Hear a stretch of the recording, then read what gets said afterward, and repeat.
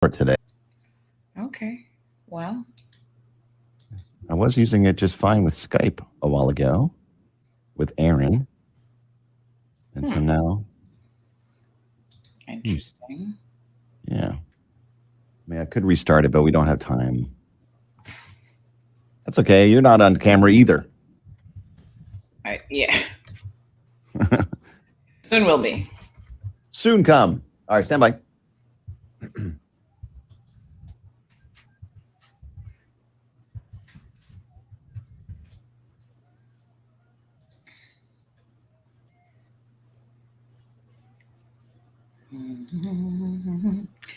Good morning, good folks. Big news. I have some important news for you. Interesting news. It's Blake and Aaron's Spilling the Tea with Sandy. Cayman's top news headlines of the day from CMR. Good morning, Sandy. How are you? Good morning, Blake. I'm good. How are you? Good, good. Erin is back on today, but she's Skyping from home. So she revealed that one of her little kids has coronavirus. So she's staying home and being a mom and kind of taking precautions to keep it out of the studio. So yeah, wow. I guess the school where her son goes is just kind of rampant right now. So. Mm-hmm. Well, I think that's island wide, to be honest, with over 6,000. Yeah, but we were talking like when Gigi had it, you were able to not get it. So yeah, it's amazing. I'm still a bit surprised by that, but not only did I lateral flow test, but out of an abundance of caution, I also went and did a PCR test, and yeah, I didn't get it.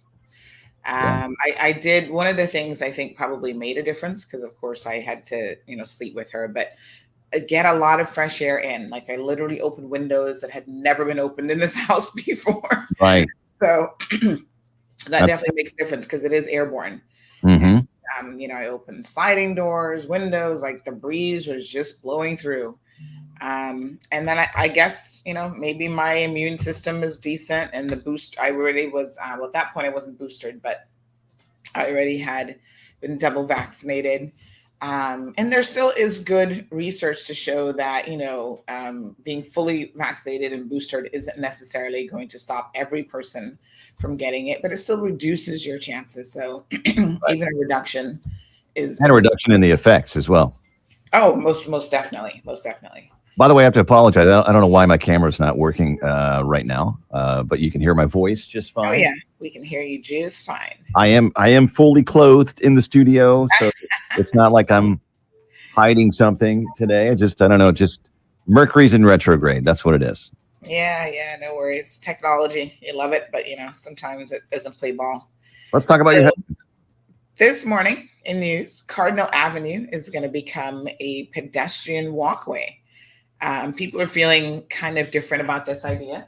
Some people don't love it. So that means you can't drive down Cardinal Avenue any longer? That's correct. So they're actually going to... Man, every time you that street gets blocked off for like a fair or something, the traffic's terrible. I know. And, I think why people don't love the idea is people are kind of like, well, where are we going to park? Because I tell you what, they've already started the process. They put some pavers in and stuff, some walk-in pedestrian pavers. And, they got a lot of flack because they were too high and too awkward for when vehicles do have to cross over them. They were scraping the bottom of your vehicle. Mm-hmm. In addition to that, they took away parking spots in order to accommodate for that. So we lost a few parking spots. And listen, if you're like me and you have to go to court quite often to cover court news or whatever, it is hard to find parking. Mm-hmm. It's a real precious commodity in central Georgetown. So what about the circle around the courthouse? So if Cardinal Avenue is blocked and you're going south, like up towards Cardinal Avenue from the courthouse, what do you do when you get to the end? You're going to have to find an alternative route. So basically, what they've said is that they've given instructions on how it's going to work. But essentially, there'll be no general vehicular traffic access to Cardinal Avenue from Seafarers Way. Okay. So you have to reroute to Mary Street. So Mary Street now is going to get busier. Mm-hmm. Fort Street and Goring Avenue. Wow. So you can get to. And so what's the reason for this? I guess the Georgetown Revitalization Initiative manager, I don't know if there's a whole team that's making this decision, thought that this was a way to make Georgetown better, to enhance the experience for visitors, they say. So for all the stores that are on Cardinal Avenue that got a lot of vehicle traffic and seeing all their what's in their store windows and things like that, they're not going to have that any longer. So who's going to walk down there? Yeah, I don't know. They have this idea this is going to be a good thing and that it's going to make things better for everyone, and a much better experience, they say. So we'll see. Who's in charge over there? You should get him on your show. Mr. Colin Lumsden. Okay. So, any complaints, email him. Don't email CMR. Colin, let's chat. Yeah, they do have a Georgetown Revitalization page.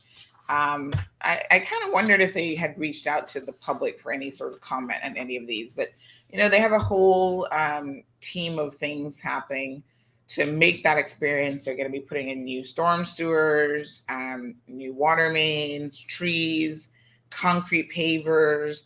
It's a whole thing that's going to take about 5 months. So we'll see how it goes. Well, they already had to redo the concrete pavers. Oh yeah, these are different now. These are So things are not going as planned. I know. In other news, the COVID-19 vaccination schedule is out. So there is a new schedule that is available that takes us essentially into the month of February. And included in that schedule is the vaccine clinic for the vulnerable children 5 to 11. So again, if your children are 5 to 11, they have anything like a chronic respiratory disease, heart condition, anything to do with their liver, kidney failure, neurological disease such as Down syndrome, endocrine disorders, immunosuppressant issues, and others, you should contact the public health department because they will administer at this time the COVID-19 vaccine to vulnerable high-risk children ages 5 to 11. And they do have a dedicated time for children.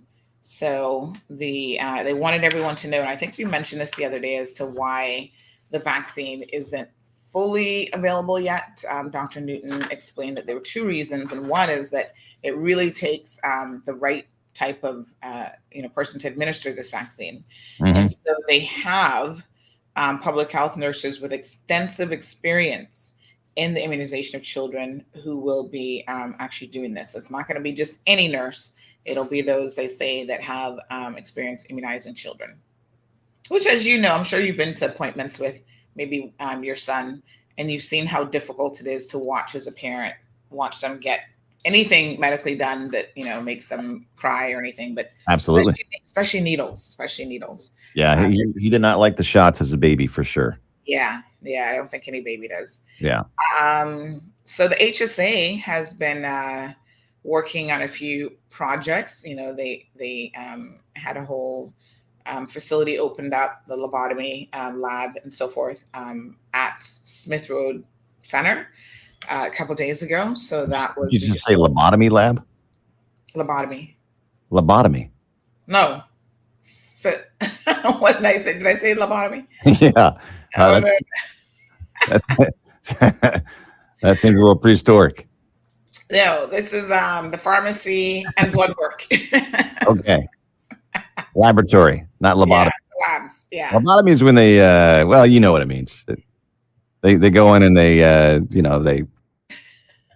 open up your brain and do some weird things to it. Yeah. No. Wow. HSA, man. I know. They're really back in time with their lobotomy. Lobotomy lab. They're making some real improvements over there. Yeah. I mean, I know some people that I would probably like to send there.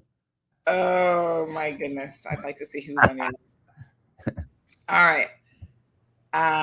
No, phlebotomy. Got it. So, yes. So anyway, they also now have the ability to produce medical grade oxygen. So this is actually a very good thing for anyone who, know that you may need it if you're a COVID patient. Mhm. So they have the machinery and the facility now to be able to do, they say, up to 2,100 pounds per day, which is 500 liters per minute of medical grade oxygen. And this is going to save the HSA money, about $150,000 per annum. So this is a good thing. And, the equipment that they have, they shared some photos of the equipment. And so some 20% of patients who are treated for symptoms related to COVID-19 will actually require oxygen therapy to prevent respiratory failure. So now the HSA has their own capacity to actually generate this oxygen generator. Got it. Yeah, That's awesome. congratulations to the HSA. Well, cool. And on their lobotomy lab. I like that. Yeah. So they've got lots of great things going on over there at the HSA. And yes. Well, cool. And then let's just do a quick court update. So there are a number of cases that are being watched. There is a Court of Appeal case that everybody's keeping their eyes on in the legal profession. And that's some guys who, I don't know how long, you might have been here. I don't know when they got sent away, but so there are two brothers actually that are serving time in UK prisons, and they're arguing for the right to be returned, all sorts of legal arguments about their human rights. And, they want to be able to come back to the Cayman Islands. And the authorities basically said here that they were too dangerous to be in our prisons. And in fact, that they had received undercover information that they were planning an armed escape. And so they're through their lawyers, they have demanded and said they have a right to know who tipped off the police with that information. Which is Okay. Yeah. We'll be giving out those names real fast. Sure. So they are appealing this. That's one of the Court of Appeal cases that's being monitored at the moment. And then, of course, our listeners will know yesterday that Miss Irene Garcia was sentenced to 22 months. She is the former travel agent, I guess. Yes, I remember.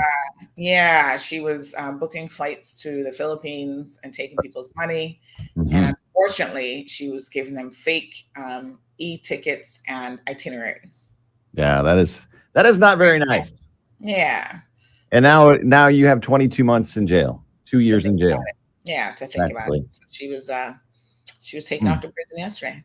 And did she have to pay restitution? No, I mean the unusual thing here is she doesn't really have any money, and there is a home or some property in the Philippines which has some value, but I think the judge or the magistrate rather recognized that the possibility of being able to sell that property and liquidate it all the way in the Philippines and then pay back victims here was probably slim to none. So she did not order. She did not issue a compensation order. Okay. Yeah. So she's Filipino? Yeah, she's Filipino. So will she be deported then, I'm guessing, once she's done with her prison sentence? She should be. That's not a matter for the court. A lot of people think that it's the court that orders that. It's actually CBC in conjunction with the prison that should arrange that at the end of her. Interesting. Sentence. So she'll serve 60%, and then they need to make sure that she's on the do not invite back list. Yeah. Exactly. All right. Catch CMR right now on YouTube and Facebook. Tomorrow will be the Friday show. We'll have you back at 7:20 for some more headlines. Have a great day. Are we going to do another reveal tomorrow? We are actually, yes. Yay. So last Friday, we revealed a frequency, a new DMS radio station, 89.1. And Sandy's program will be featured on that radio station in conjunction with what you currently do. Yes. And tomorrow we will reveal the name of the radio station at 7:20. Yes. Awesome. It's a big day tomorrow. It's Yeah. a big reveal. Absolutely. Have a good Yeah. one. All right. We'll see you tomorrow. All right, folks. Make sure you tune in for that. I know when we revealed the frequency on Friday, a lot of you thought that we needed name ideas. So this isn't the situation. There's already a name, but we just haven't revealed it yet. We're teasing you guys a little bit. Buenos dias. Bonjour. Good morning, Marshall, Irvlyn, Chantal, Larry, Maria. Thank you so much. Dawn, Oscar's here. Happy Thursday. Diamond Princess, Olivia, Miss Moya, Miss Sue's got it locked. Hello, Kathy, with your beautiful dog. Aw, so cute. Miss Virtuous, how are you?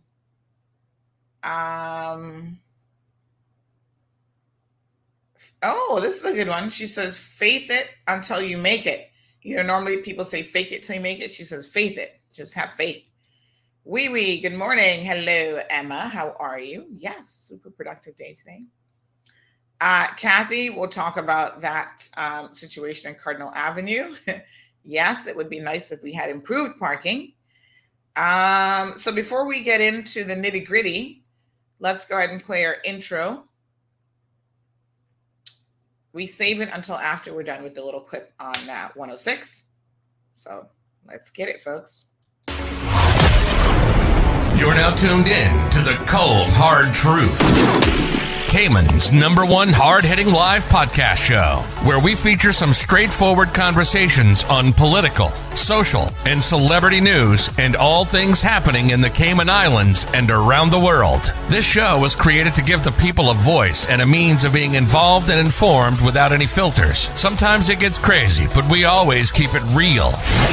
We bring you the tea, piping hot, so grab your favorite beverage and join the conversation via WhatsApp at 324-1612. Email tips at CaymanMarlRoad.com. Now, here's your host, Sandy Hill, broadcasting live from the beautiful Cayman Islands.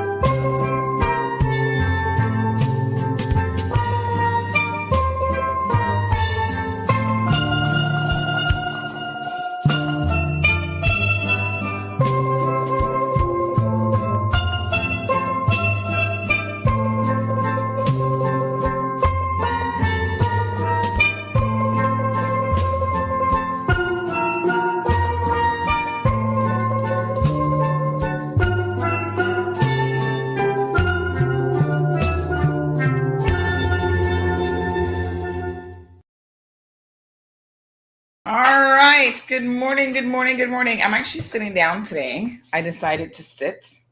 I feel like I need to adjust the seat though.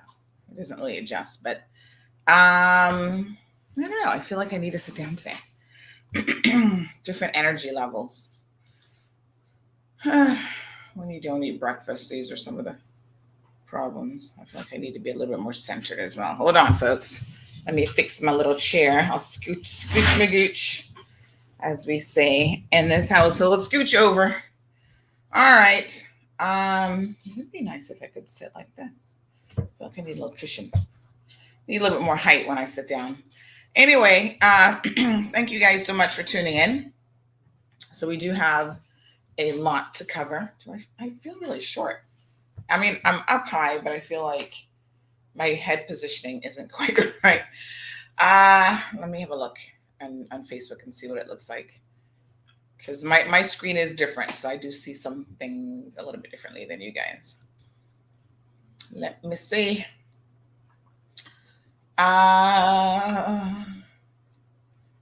Yes, I do think I need a little bit more of a higher. I guess it's okay. It would be okay a little bit higher. All right. So I guess let's talk about Cardinal Avenue for a minute. So they've got big plans, folks, for Cardinal Avenue to be pedestrianized is the word. And how do I feel about this? I kind of feel like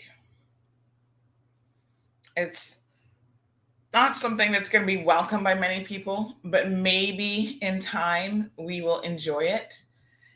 You know, this is where I'd like to encourage government agencies to have more of a dialogue with the people that their decisions impact. So yes, it's fantastic that you guys are going to be doing this whole revitalization project for Georgetown. I think that was a vision of the past government. And this government is like, you know what? They're not going to stop the vision. They're not going to undo everything that's been done. So I guess the Revitalization Committee continues to make their strides. Yeah, just not really feeling it personally. But, you know, again, one of the things that we lose with all of these projects is an already cramped area will literally have no parking. So they're going to do away with even more parking. And listen, if you've ever been to jury duty, you would know how much of a priority parking is. It's a real commodity in Georgetown. And the few businesses that have, I'll show you what is, this is a rendering of it. The few businesses that have, you know, access to parking, they hold on to it with dear life. So they will tell you, no, you can't park in our spots. They get very, very defensive about people accessing their parking lots. Now, I know this because, like I said, I have to fight for parking all the time. For example, the library, they have put up a gate in their parking lot so that at least they have, I guess, parking reserved for staff. So you cannot park at the public library easily. They have also, you know, restricted, like, you know, the coffee shop. You guys know my favorite spot in the morning to go to is the Blue Lane Cafe. And they have a few spots, but they, again, are very, very coveted. You know, so when I say they're coveted, folks, I mean they are coveted. And right next to them is a real estate company. I forget what the name of it is. I think they do real estate. And so in terms of them, you know, the second you park in one of their spots, they're coming over to the coffee shop to say, hey, who is in our parking spot? And sometimes it's actually not anyone that's in the coffee shop, but they assume that it is. And they start doing an investigation. Who's in our parking spot? Are you driving a a black whatever car, and they're looking for you. So I can tell you that it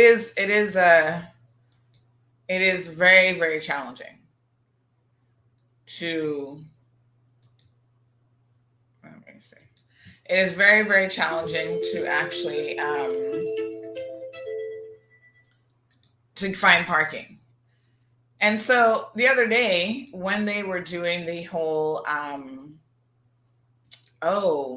the initial steps, I guess, of this by adding the pavers. So they're going to do pavers throughout Georgetown. They've already put in 3. We lost parking spots because of those pavers. And I thought to myself, here we go. Seriously.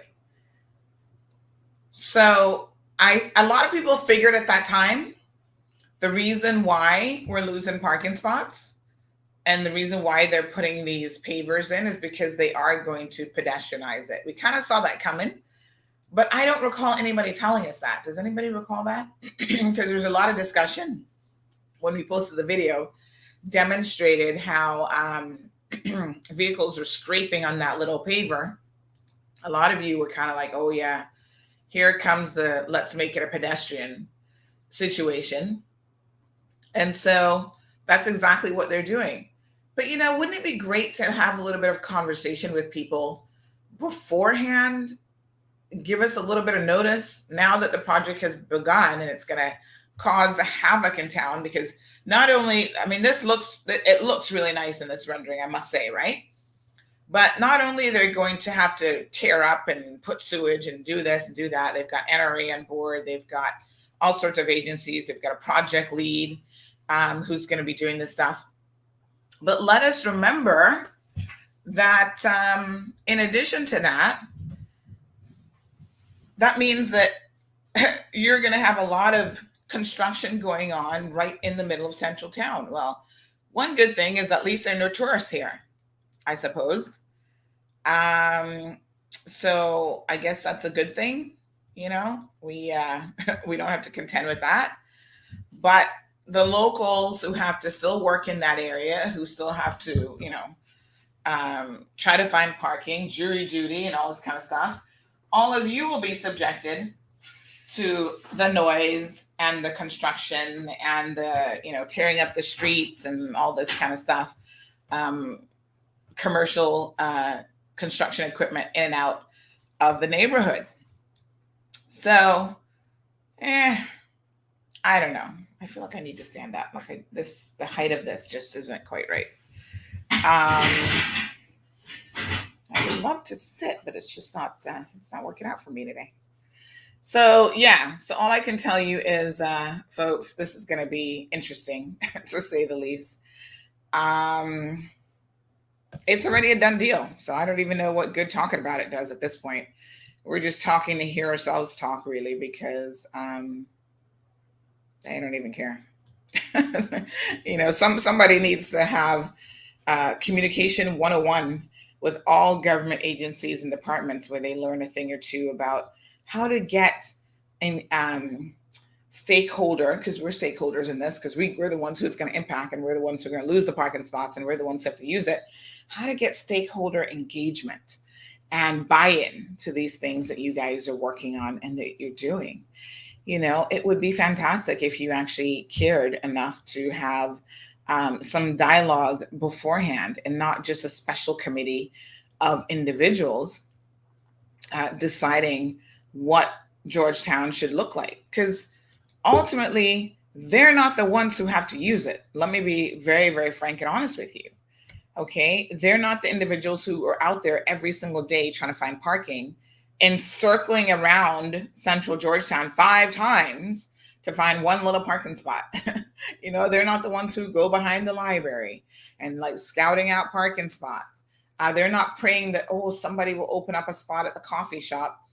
And technically you're not going to the coffee shop. So you're kind of, I always go there anyway to get a little bite to eat.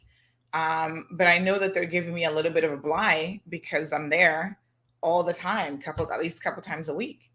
So I'll be back there again today because I'm watching a very interesting case, another child molestation case. I don't want to say too much about it. It is a jury trial. And of course, his lawyer, the second I walk in the courtroom, they're always like, Sandy's here. Please issue her a warning. It's a child. I'm like, I'm well aware of that. So as the trial is progressing, I'm actually not going to say anything about it at all. And once it's over, and hopefully he's been convicted, then we can name names and we can talk about it. Keeping in mind that I will not disclose anything that will identify who the victim is, right?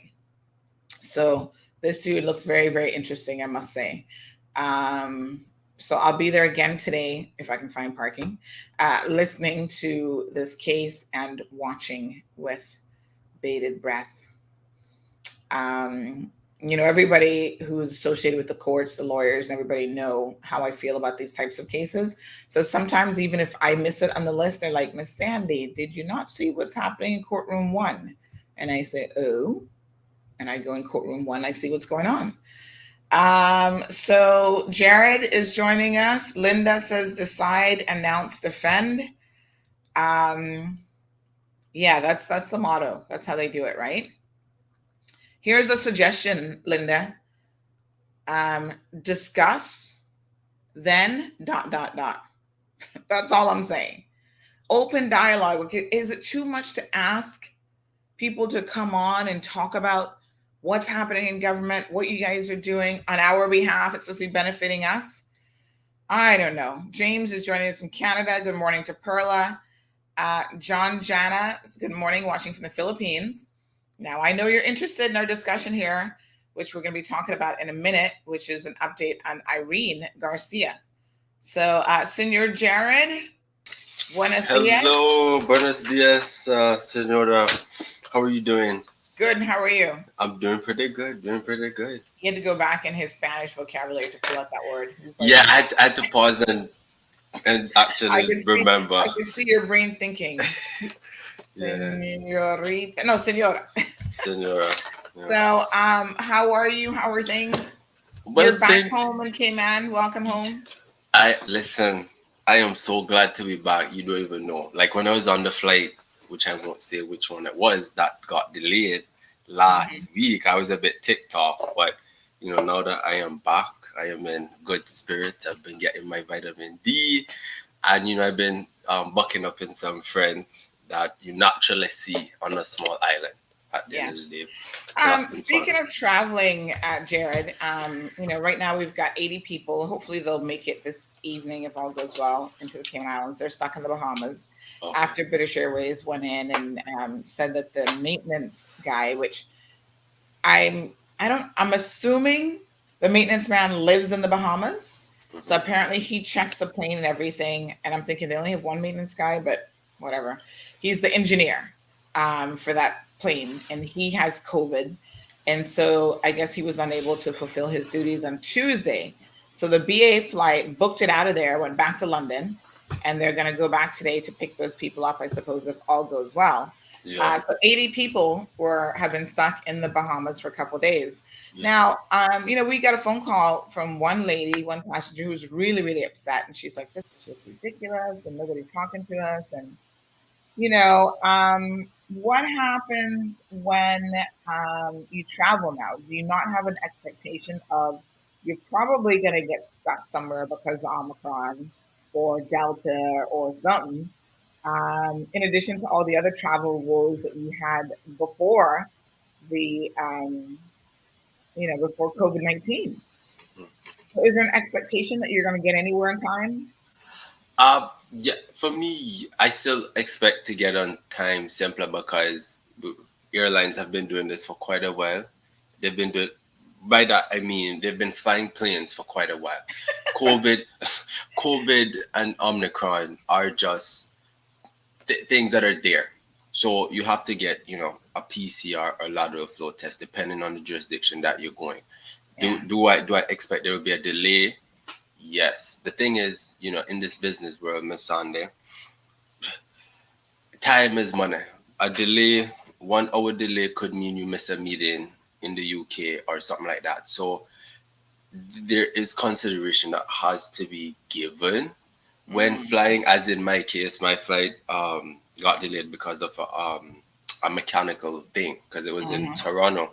And so we had to, first of all, we got on the plane, meaning they had to check passports, check the travel certificate, they had to check your test, and we all had to come off that plane, go back in, and then we had to go on the other plane next door, and then go back and see the passport, see the travel certificate, see the, so it was a lot. But this is travel. This is travel. This reminds me of post 9/11. After 9/11, travel stopped being fun a long time ago. And 9/11 was the nail in the coffin for me personally. It was like, oh, I got to do a body scan. I'm a germaphobe and I have to take off my shoes in the airport full of germs. That's like one of the germiest places. Like I literally try to get out of an airport as quickly as possible. Because when I think about all the people that are there from all over the world and all the contagions they're carrying, I'm just like, please, Lord, let me get out of here. Like literally when I get to Miami, between getting off the flight and all the smog and the underground thing at the airport, my sinuses almost immediately tell me that I'm in a toxic environment and they just don't like it. You know what's funny?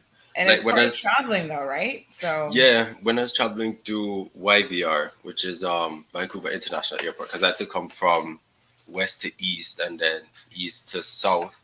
I had my hand sanitizer with me all the time. I had this mask that was tight. When I say was tight, nothing could get through. I was almost every point, anything that I was touching, like almost every 5 minutes, I was sanitizing because you just don't know. You just don't know. Yeah, it's rough. But listen, we're here to talk about this Georgetown Revitalization project. Oh, yes. So let me just, I know that the, what do they call it? They have a PR team that sends out their press releases and stuff like that. And so those, they sent multiple press releases. I think maybe they had the wrong rendering or something at first. And then they're like, oh, hold off on that. So I remember getting about 3 messages from them yesterday. Where they wanted us to hold off on using a particular image because they needed to get back to us. So let me just make sure that I've actually pulled up the right one this morning because, like I said, it seems like a good idea with the revitalization. I hope it's a Go Green effort for locals to start walking more, and Is this really about that though? Is this about locals getting more exercise? Well, with the government, their mandate is to make the basic essentials accessible to people. I think what would need to be questioned is, can the public access courts? Yes, you're making the Cardinal Avenue pedestrianized, but you have the library there, you have courts, you have the courts, you have the Legislative Assembly. You have the other court building, which is so. Are they really making it accessible for the general public? Well, that's $1 million question. So let's have a look at what they're planning on doing. We do have a map here, and I don't think this was a agenda that was pushed through by. This was a project that had been started, I think, two administrations ago. I think. Yeah, the Pat government did this. And let me just say, for the sake of clarity, I'm a firm believer in not reinventing the wheel. So every single time a government gets in, I don't think that they need to be stopping every single project and, reevaluating every single thing. Now, there could be some projects that are a complete waste of time, resources, and everything else that probably do need to be revisited. But at this stage, this Georgetown Revitalization Committee, and I think they even have a town manager and all this kind of stuff, has been in the works for a number of years. So, in my mind, I'm thinking, okay, maybe the plans of what is to come needs to be looked at. They've had a couple of street vendor, like where they close down, especially in the evenings, weekends and stuff. They'll close down Central Georgetown and they'll invite people to come out. They've had like a street food, I don't know what they called it, fair or whatever, where people like a local market. Yeah, and enjoy street food from all over, the world, I guess, in different locations, and restaurants could put their food. And I thought that was a good idea. I've actually not been to one of them. They didn't particularly market them well because I always heard about them after the fact. Yeah. It was like, oh, did you hear about the thing last night? And I'm like, what venue are they using? What avenues are they using? Not Cardinal Avenue, but what True. avenues are they using to actually market this? Because I never know anything about it until after it's done. And every time I'm like, wow, I would love to go, but yeah, it's a little bit late now. So anyway, that's a whole other thing in terms of marketing. But um, I'm trying to still understand what the vision is. I get that Georgetown is very, very dead after 5 o'clock, after 5:30, when everybody leaves town. All there's only one or two places to eat in Central Town anyway, but they're there for the business traffic during the day. So the coffee Yeah. shops, Yeah. even Burger King. Burger King doesn't stay open. They're not open right now because I think a bulk of their traffic is tourists, but they also don't stay open past probably 5:30 in the evenings because then I have something to say to that because when I came home, I went for a jog almost every day. And when I ran through Georgetown, it was nice and peaceful. I don't think we need to be New York or we need to be Vancouver or even be Toronto. There's nothing wrong with the city just being quiet because when I came home, it was quiet. I wasn't hearing no sirens. I wasn't hearing no honk honk going on. I think that is a good thing. I don't know why we're trying to go with this industrial attitude and then realize, because if we do that 50 years down the line, it's just going to be congested. People are going to be frustrated, and I don't think it morally it's going to be that exciting, right?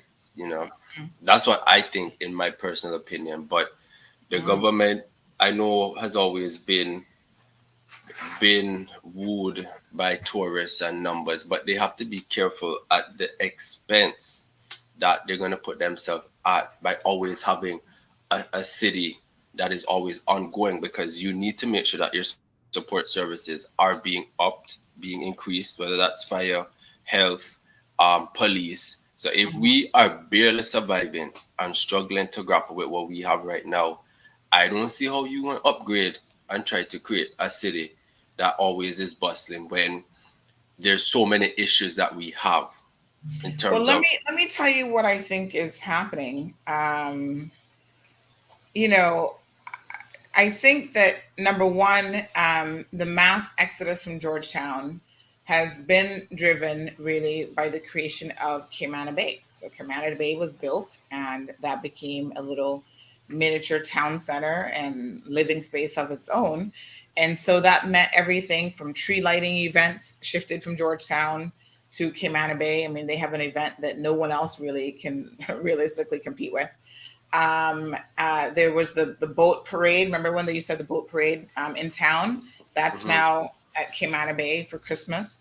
So I think there's been a shift and a movement, even in into terms of the available real estate and office rentals. A lot of yeah people have moved out of central Georgetown, and they have into now moved into, Cayman Bay, West eastern Bay Road. districts and So yeah, in some that's west. west. Sorry. Yeah, in some respects, it may not have been a bad thing because I think it Mhm. helped to decongest what was Georgetown, happening yeah, in Georgetown was Georgetown, congested, right? heavily congested. But then you had this mass exodus of movement in the evening hours. But I had to think about this because I moved back to Cayman in 1996. I Hmm. think it was like the fall of 96. And I worked for a law firm right on the waterfront, but it was always the same thing because a lot of times I'd be leaving work like 8, 9 o'clock at night, and town was a ghost town. There's a few restaurants that kind of encourage a little bit of traffic. So do you remember where Casanova's used to be? Yeah, When that was like right on the waterfront, like a little yeah. bit further central town. Mhm. And so that would encourage people to be in that area. But do you also remember Morgan Steakhouse? Yes, I do. When Yeah. Morgan Steakhouse went in, Hmm. if you weren't going to Morgan Steakhouse, town was just like dead. At Dead. that Yeah. time of night, it was dead. You Um, know, with that thing, all they need to do if they want to create traffic or whatever, if come on a bigger Christmas tree, who said Georgetown can't have a Christmas tree on a day in December or each district? Because you see the time is Sunday. whilst I did come up with that idea, you know what I realized with certain things, you gotta have money. Now I know Commander Bay has Certain things, always Jared. everything. You need money, everything. Most things require money. So yes. Yeah. So what I was saying, if the government is trying to really, create traffic, you have to base it around cultural events, because usually when Pirates Week end, that's when everything kind of dips off, meaning that's when people leave the island, nobody really staying around.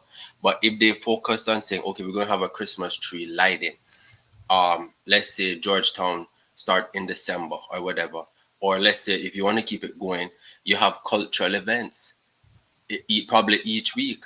That how you. So you see, the thing is, and I say there ain't no innovative people in government, but you see when people are more, and I know I'm coming off a bit accusatory, when people are more encumbered with, and that's a fancy word, when people are more focused on bureaucratic processes, this is where things get lost, because you have a Ministry of Culture. Ask your Ministry of Culture, say, why don't we run some events consistently throughout the year for each district, so that one, you keep youngins out of problems. I know after high school programs really do that, but if you had districts each week or each month focus on a cultural event, to say, let talk about how the older folks used to do things, it would keep people in that area. But sir, I am not the minister, nor am I the chief officer. So whatever they think they're doing working, they think it working. So Yeah. that just I can't help them with that. So they're Well, gonna I'd like to figure see that a out. little bit more engagement in the process. So let's have a look at the map, folks. Let me see.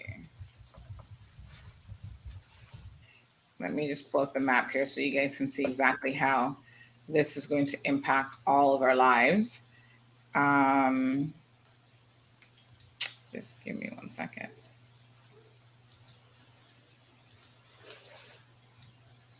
Okay, so this is what we're looking at here, folks.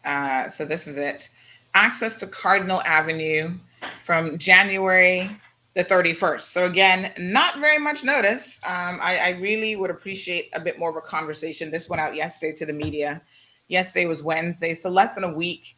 They're saying, okay, this is how it's going to work. This is a 5-month project that they're going to be undertaken, but they're going to close off access starting next week.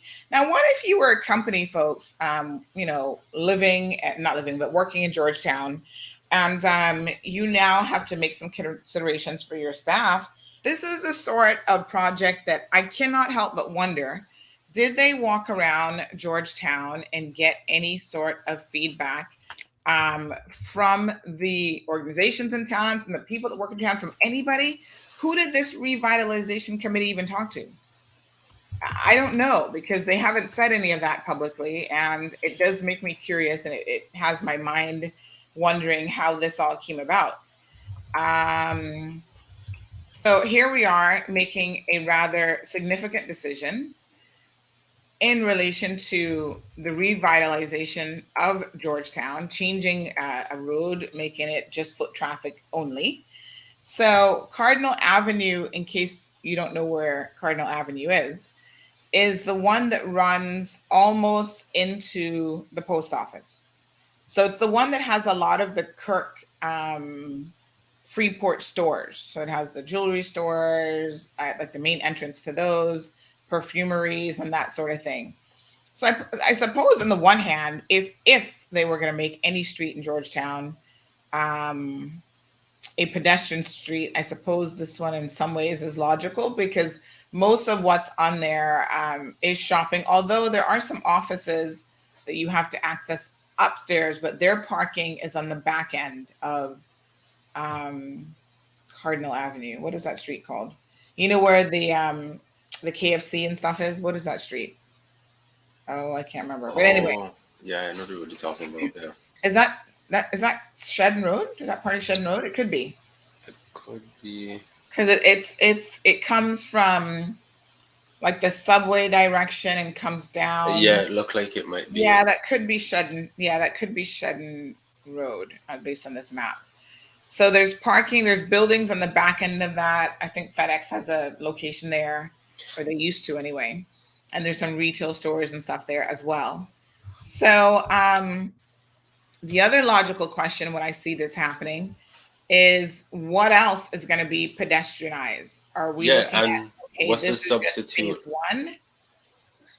Yeah, because like whenever they pedestrianize a road, you have to create a substitute because there will be a buildup in traffic. And I don't know if there's any, well, NRA, whoever, what is the substitute for this road? Because there's going to be an increase in traffic. Wherever you take away one road, it's going to increase traffic on all these streets here. So I'm not saying it's a bad idea. You need to say what's the substitute? Was there a consultative process as there is supposed to be? And did anybody show up to the meetings? What was the feedback? Because whilst this has been a project planned since 2020 or whenever, we only heard, oh, revitalization plan, whatever that word is, revitalization, but no really talks on it. And I do remember the former minister, Honorable Joey Hugh, at the time saying, revitalization, we want to revitalize Georgetown, but there was not any specifics on it. And so that can be a bit, I wouldn't say misleading. It just didn't say much. It just sounded like words, like a popular word just being said. We try to revitalize Georgetown. So what is the end goal of revitalizing Georgetown? Is it to make it more industrious? Is it to provide and highlight more Caymanian culture?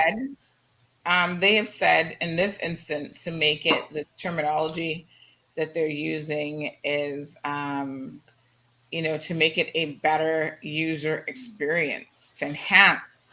This is what they said. The goal of the Georgetown Revitalization Initiative is to create opportunities for increased activity by locals and tourists in our capital by developing public open spaces adjacent to businesses that enhance the experience for visitors.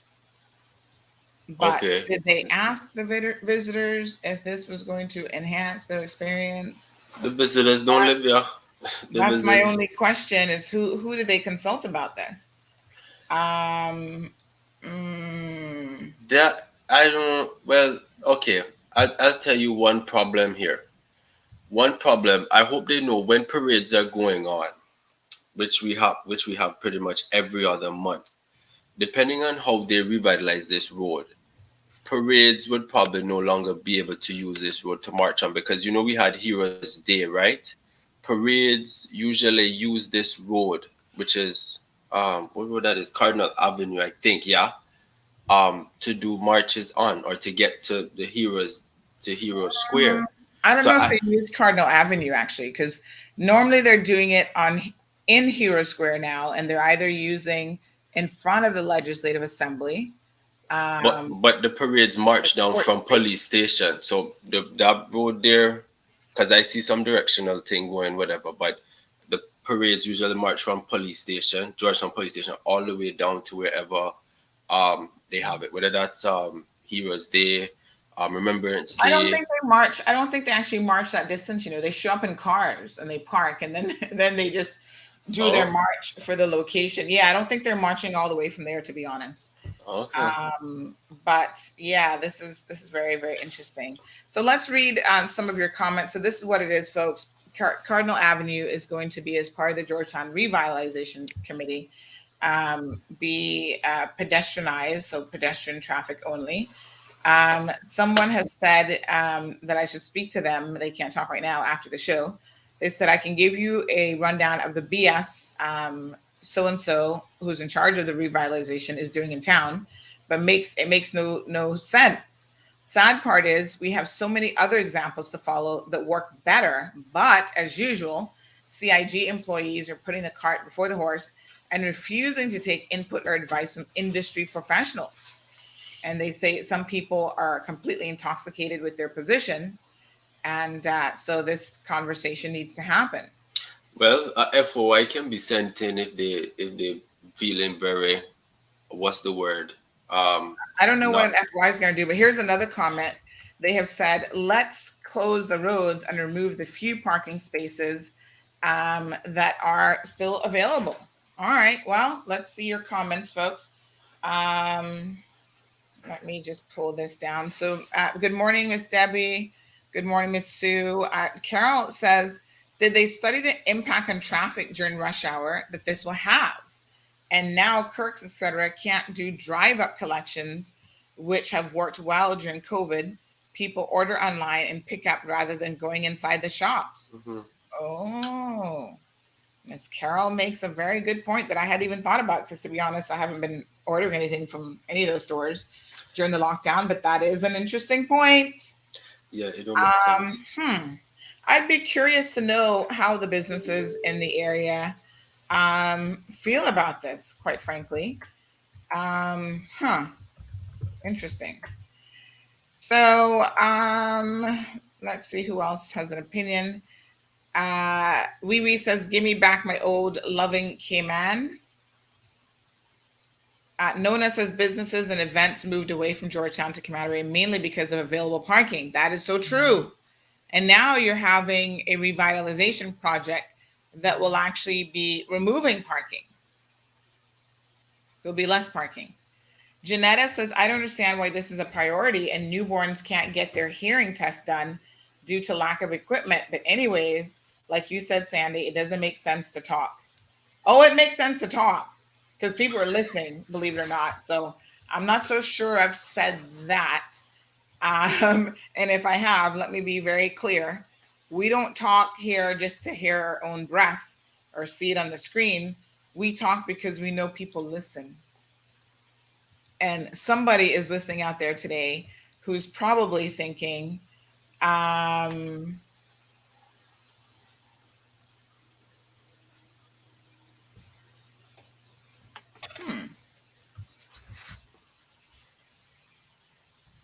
okay. Someone is probably thinking that, if the people are not going to be happy with this change, maybe we need to have a real think about this and see what else can be done. Yeah. So, this is bizarre.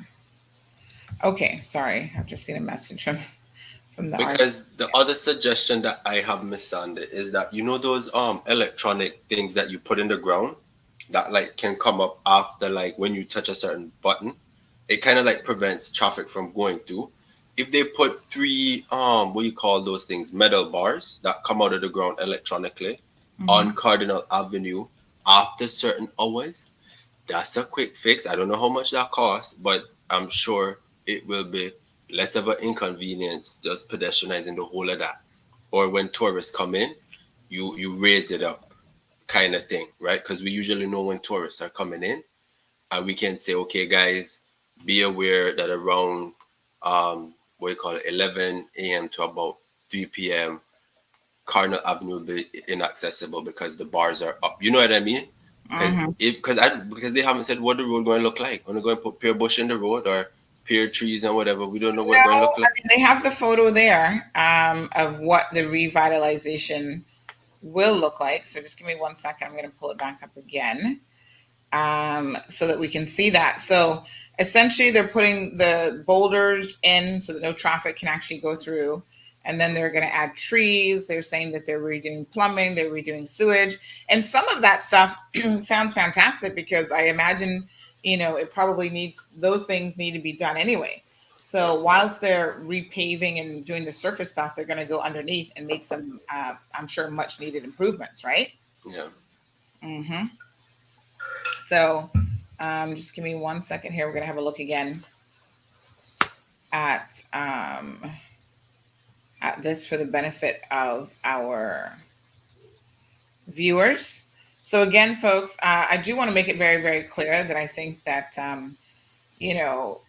I'm hoping somebody's paying attention, like someone's actually listening to the people. We just had someone who said, well, they don't listen to the experts. We're not saying that we're experts by any stretch of the imagination, but what we are saying is that we are users. And we're not quite sure how this is going to enhance the user experience. So there it is, folks. This is what it's going to look like. Now, Janetta, your comment concerns me significantly. And so I don't understand why we don't have hearing tests being done because of lack of equipment.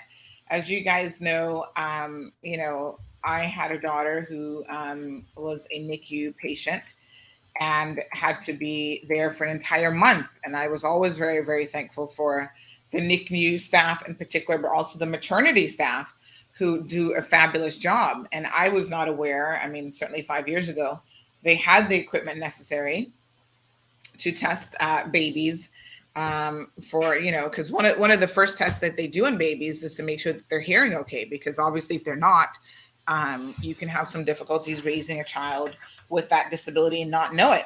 And trust me, you want to know if a child can hear you or not, because you'd be yelling down the place and it's not the child's fault why they're not paying attention to you.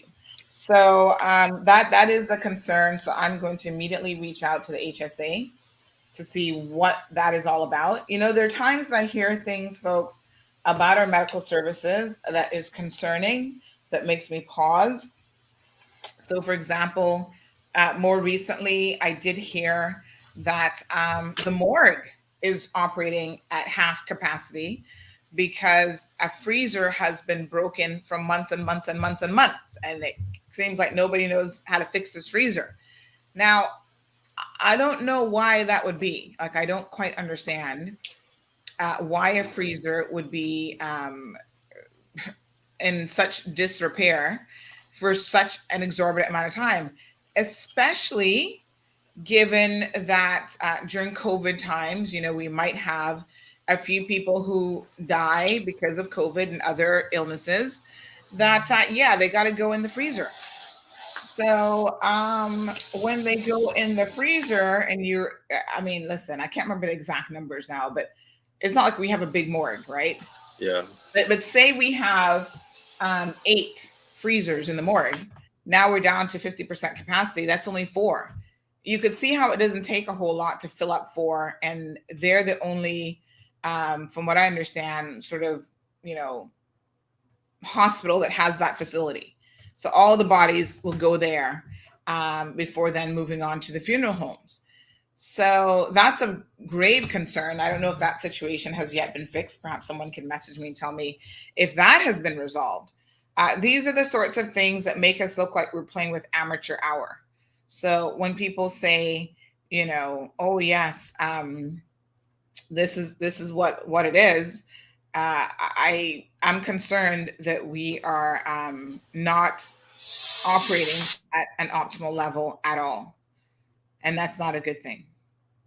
We have to give HSA some grace, Miss Sandra, because I give them a lot of grace. I don't want people to think I don't. No, in terms of, because for young people, I'm coming from the standpoint where don't just go after a career for money, which nothing wrong with that, but I think the government needs to start looking at really promoting certain jobs in the health sector, because COVID has really hammered the health sector in terms of not enough nurses, not enough LPNs, you have not enough microbiologists, in the sense of, I don't know if people know this, but HSA is primarily the only one that is managing all the testing, right? And that's for 60,000 people. So if 60,000 people come down with COVID, HSA is the only one that's going to be able to do it, because that's unfortunately that's their mandate. And if we don't have enough registered nurse, LPNs, support healthcare workers, we could see ourselves coming back into a situation like this. Now, with the morgue situation, you could have somebody who usually fix it, but they're COVID. And because the tests keep showing up positive, they can't go in. So the thing is, if the government would strategically look at what jobs would be needed in the next 5 to 10 years and start telling their work department or scholarship agency to say, okay, let's try get applications for these jobs, maybe we would not be seeing this issue. But young people, we need to start, you know, being more collaborative in the jobs that we're going into. Not all of us can be lawyers. You can't have 60,000 people lawyers. We need to start change. You get what I'm saying? Because HSA is really dealing with a lot right now, and so is the health ministry. So I just want to, you know, let them know, keep Yes, up the well, good job and things. yeah. But I mean, listen, I'm the first to give praise where praise is earned and and they're deserved. doing a good job. They're doing a good job. And I think constructive comments shouldn't be taken any other way. Yeah. All right. Stand by, Jared. I'm going to pull you out for a second just to get caught up on a few comments. So Miss Brenda says parades have always started at CPS to the LA. So CPS being Central Police Station, courthouse, now Hero Square, no vehicular traffic. Good morning, Mr. Blair. Preparing for freezing weekend in Orlando. Wow, Orlando is dipping down to 30 degrees on Sunday. Yikes. Linda says there was a transport study as part of the cruise port EIA, section 16 and 17 discuss it. And she's provided a link for that. All right. Linda, just out of curiosity, not having time right now to probably click on that link and read that in full. Does that study, that transport study, suggest pedestrianizing any portion of Georgetown? I think the biggest issue is it's not about the pedestrianizing at all. It's that now you're creating traffic flow issues and you're changing traffic flow issues and you're changing potential congestion in other ways, and you are taking away some spots. Carol makes mention of even now disenfranchising people who have had to make product, curbside pickup during the pandemic, etc. How will it impact those types of things? And was there any sort of discussion with the current stakeholders about this? So Patrick says parking is way too unlimited or limited. I think you meant to say limited. Already, businesses themselves have security at their business protecting their parking spaces. Yes, this is true, because even on the back end of Cardinal Avenue, like that Burger King parking spot, Burger King isn't there right now, but the parking spots have been commandeered. There's a salon in there. There is a pharmacy in that building. And before, when clamping was permitted, remember when they used to clamp us all? And then they did away with that law.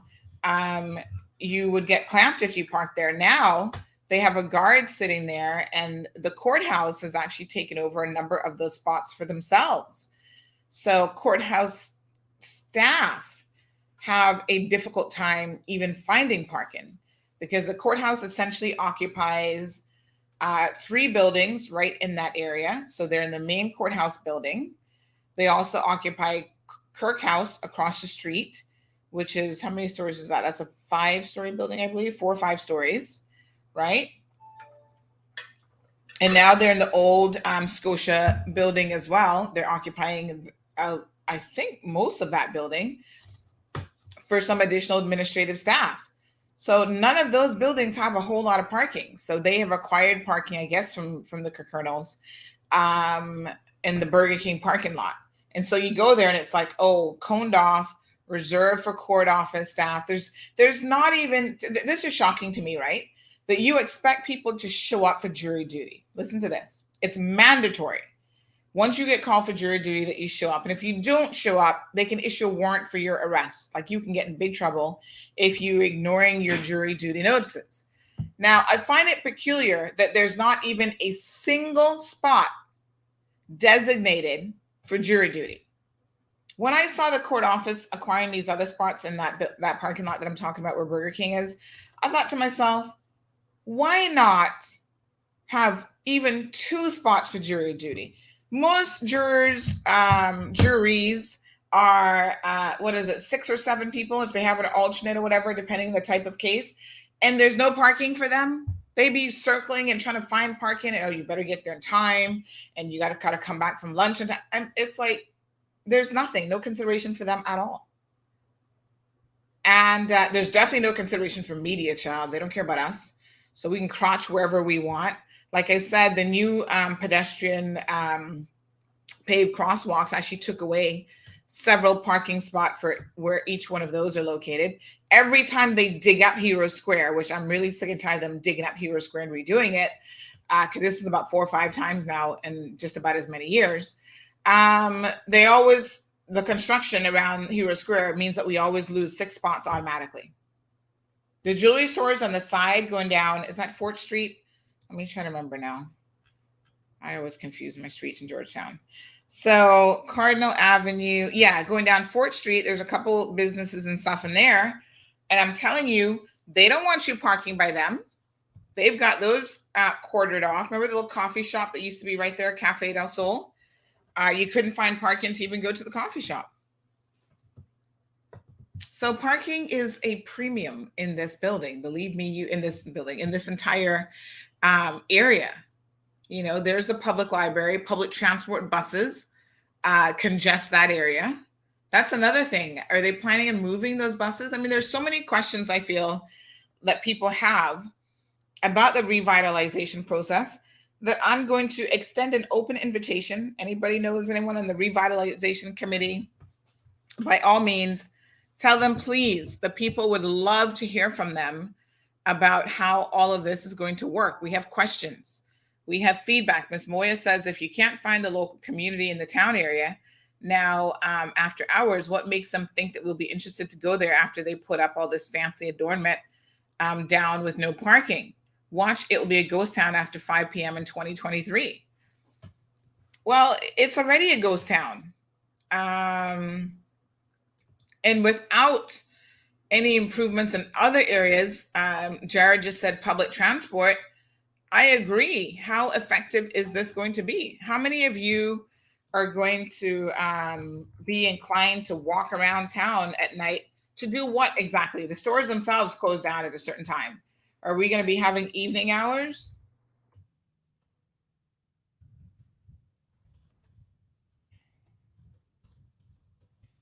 I'm just messaging someone with a local business to see in that area. All right. Well, Miss Brenda says that Georgetown needs to be utilized as a tourist attraction with tour guides, creating jobs at the same time, hopefully giving an accurate account of our history. You know, speaking of that, Miss Brenda, someone said to me the other day, and this is really, really quite interesting. Someone said to me that our history is being rewritten. Let me see if I can find this message. Give me 1 second. This was actually on Heroes Day, and they said, wow, it's amazing how our history is being rewritten, and we are not even paying attention. So this is what, and this is an elder in our community, he should know. And he said, hold on, let me just find it. Right, so he says, history is being rewritten here every day. And they say, read the national honors. The memorial, the Georgetown Lighthouse, to seamen and Caymanians who were lost at sea and in wars, was dedicated by the NCSS/NCVO, not Susie Bergstrom. And I think during the actual celebrations, the Heroes Day celebrations on Monday, the statement was made, I guess, that's why they made this comment, that it was Susie Bergstrom. And so I don't personally know anything about that monument, but this person would. You know, they are definitely an elder in this community. And when they said that, I thought to myself, ooh, really? How are we preserving not just history, but the accuracy? This is the comment. The accuracy of our history. That is a whole other kettle of tea right there, boy. And this elderly person said, yes, we are history is being rewritten here every day. And this is concerning. It's like only recently I realized who started the garden club. And, you know, that was Don Seymour's mommy who started the orchid club and the garden club and this and that. And then other people somehow end up getting the credit for these things. And if you don't know, then you don't know. So Miss Brenda says, retail businesses need to implement flexible work hours to especially be different and later than the banks and law firms. Well, this has always been, Miss Brenda, in my mind, one of those things that is really, really ticklish. Like, I've never understood.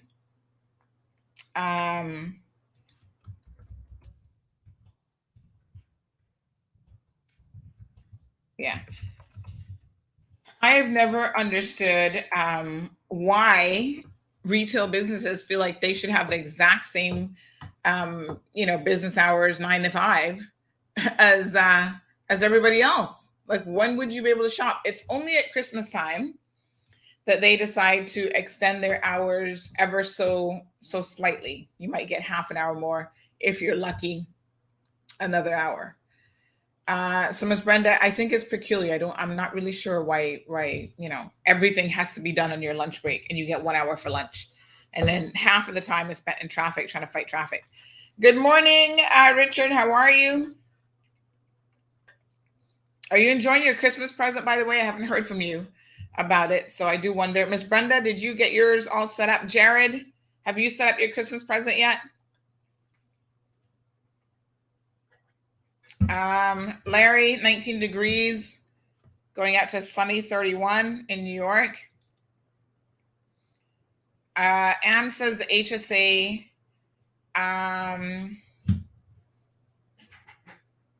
needs to outsource testing to other hospitals and clinics.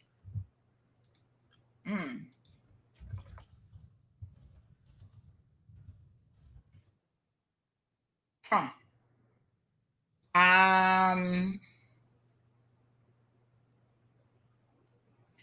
Ms. Brennan says people choose what professional road they want.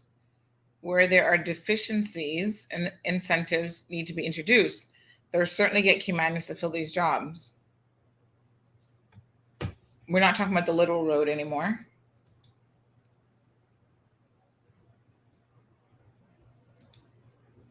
Are we? Okay, give me 1 second here. Let me.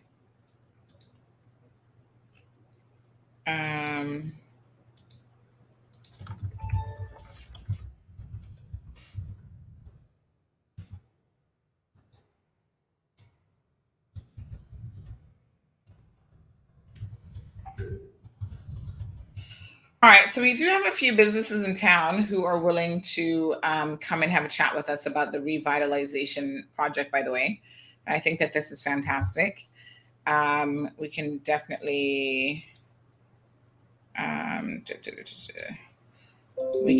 hear their perspective on all of this because they will be impacted certainly more than most of us will be. So let's see what they have to say. Yes. Okay. Give me 1 second here, folks. Send anyway.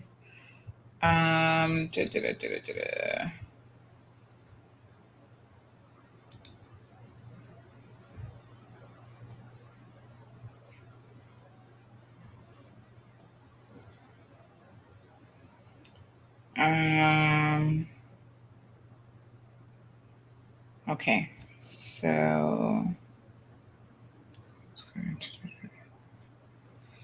okay.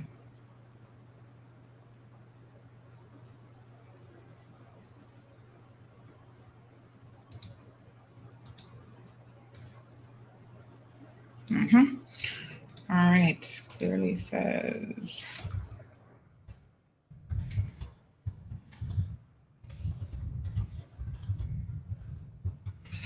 Okay, very good. All right, let's keep it moving here, folks.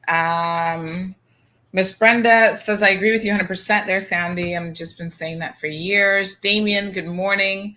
They needed to build 4 or 6-story parking by the tower building. By the way, let's back up here. Thank you, Damien, for reminding me about the tower building. Because I'm a bit curious as to what is happening with that location. What's the revitalization plan? Because something needs to be pumped into that. What is the revitalization plan for tower building, the old government? All of that is on the outskirts of central town. but those things matter.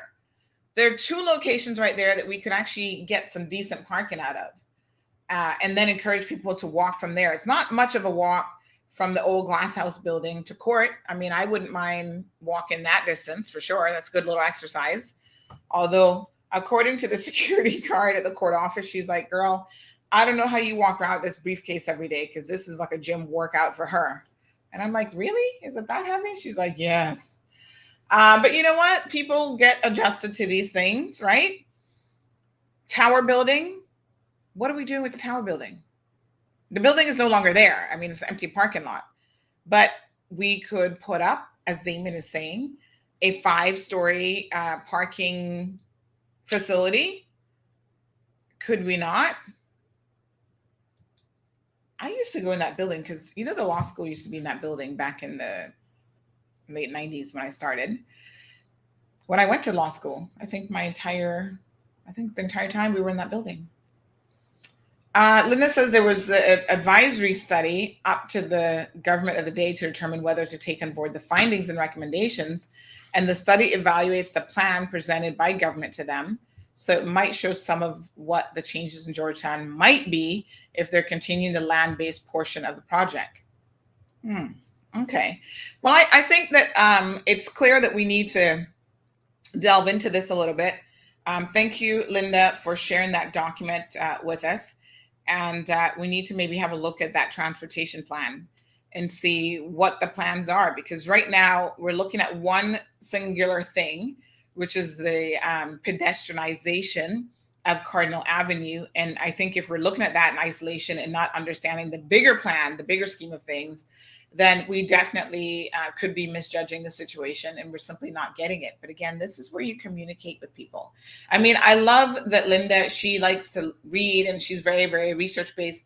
But can I tell you that Linda is not the average person in terms of that? The average person is not going to read these complex documents. They're going to be like, show me a picture. Show me what it's going to be. Let me see this. You know, let me see this. And in lieu of any of these things and an explanation that goes along with it, I think, you know, of the larger project goals and objectives, people are going to be jumping to conclusions, which is maybe what we're doing here this morning because we just don't know. So yes, people will jump to conclusions and they will come up with all sorts of things. So communication, it just goes back to communication, folks. It's really not that difficult. Right? You work for government, you're in charge of a project, whatever. Talk to the people. They simply want to know Wagwan. What, you know, inform us. Let me see here. Perla says, I think that area where BK was, they should knock that building down and build a parking tower like Piccadilly's. But BK is still there. It's not that BK has disappeared. And by the way, that is the back end of, isn't that the back end of the rest of the Kirkernel property in the front end? So I don't think the Kirkernels are going to be knocking that down. They actually have spaces rented out there. Burger King, there's a salon. Cellular World used to be in there, but I don't think they're there anymore at that location. I think they've moved to down by the wharf. And there's also a pharmacy in there. So there are businesses in there. And so I don't know, you can't knock down part of the building without probably impacting the rest of the building because it's all connected. So I'm not quite sure how that would work. And the other thing is too, is you can't exactly tell private landowners or businesses in town that, oh, you must knock down your building in order to provide public parking. Now, it might be nice if their businesses had sufficient parking as well, but I don't know. Brenda's asking if this project falls under the Ministry of Tourism. Does a Georgetown Revitalization fall under tourism? It's a good question that I do not know off the top of my head. So I would say if it's transport, probably. That would make logical sense. So thank you so much to Linda. I've just opened up this document. I've had a little perusal here, like literally just a little scan over. And let me just have a look at this and show you guys what this is. This is very useful, actually. Like I said, bless your little heart, Linda, for sending this to us. This is May 2015. How many years has that been? That's been a minute. Transportation Impact and Assessment Study, Cayman Islands Cruise Berthing. Okay, so this was in relation to the cruise berthing facility. At this point, did they have Cardinal Avenue as a pedestrian street only? So this is what we're looking at here.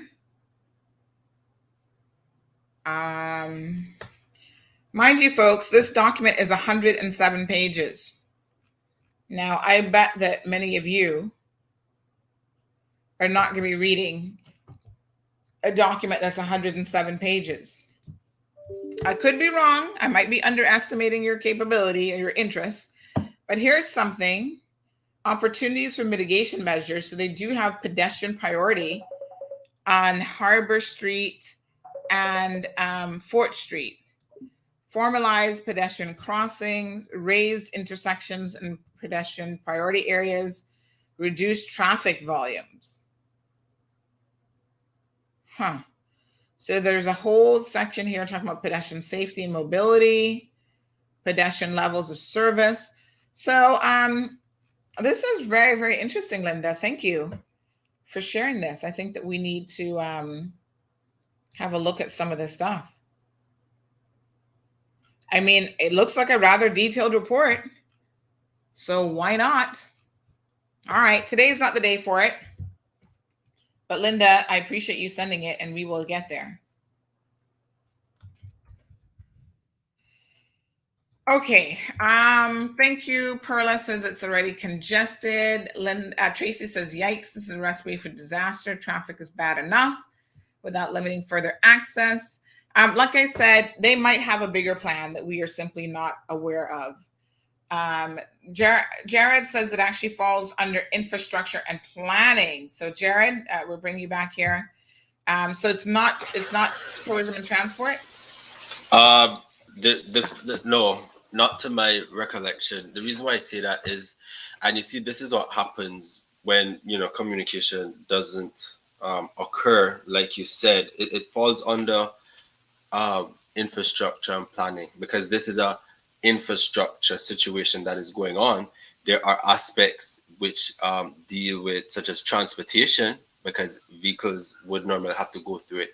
Primarily, my response to it, stop trying to be like Camana Bay, highlight Caymanian culture, talk about, have Caymanian players go on out there. You cannot think that pedestrianizing a road is going to let people stay there. You need social activities. You need ice cream shops. You need a cinema. You need a playground.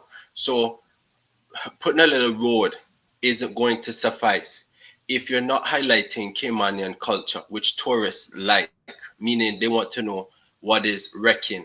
And I bet you most people don't know what wrecking is, because that is a discussion for another day.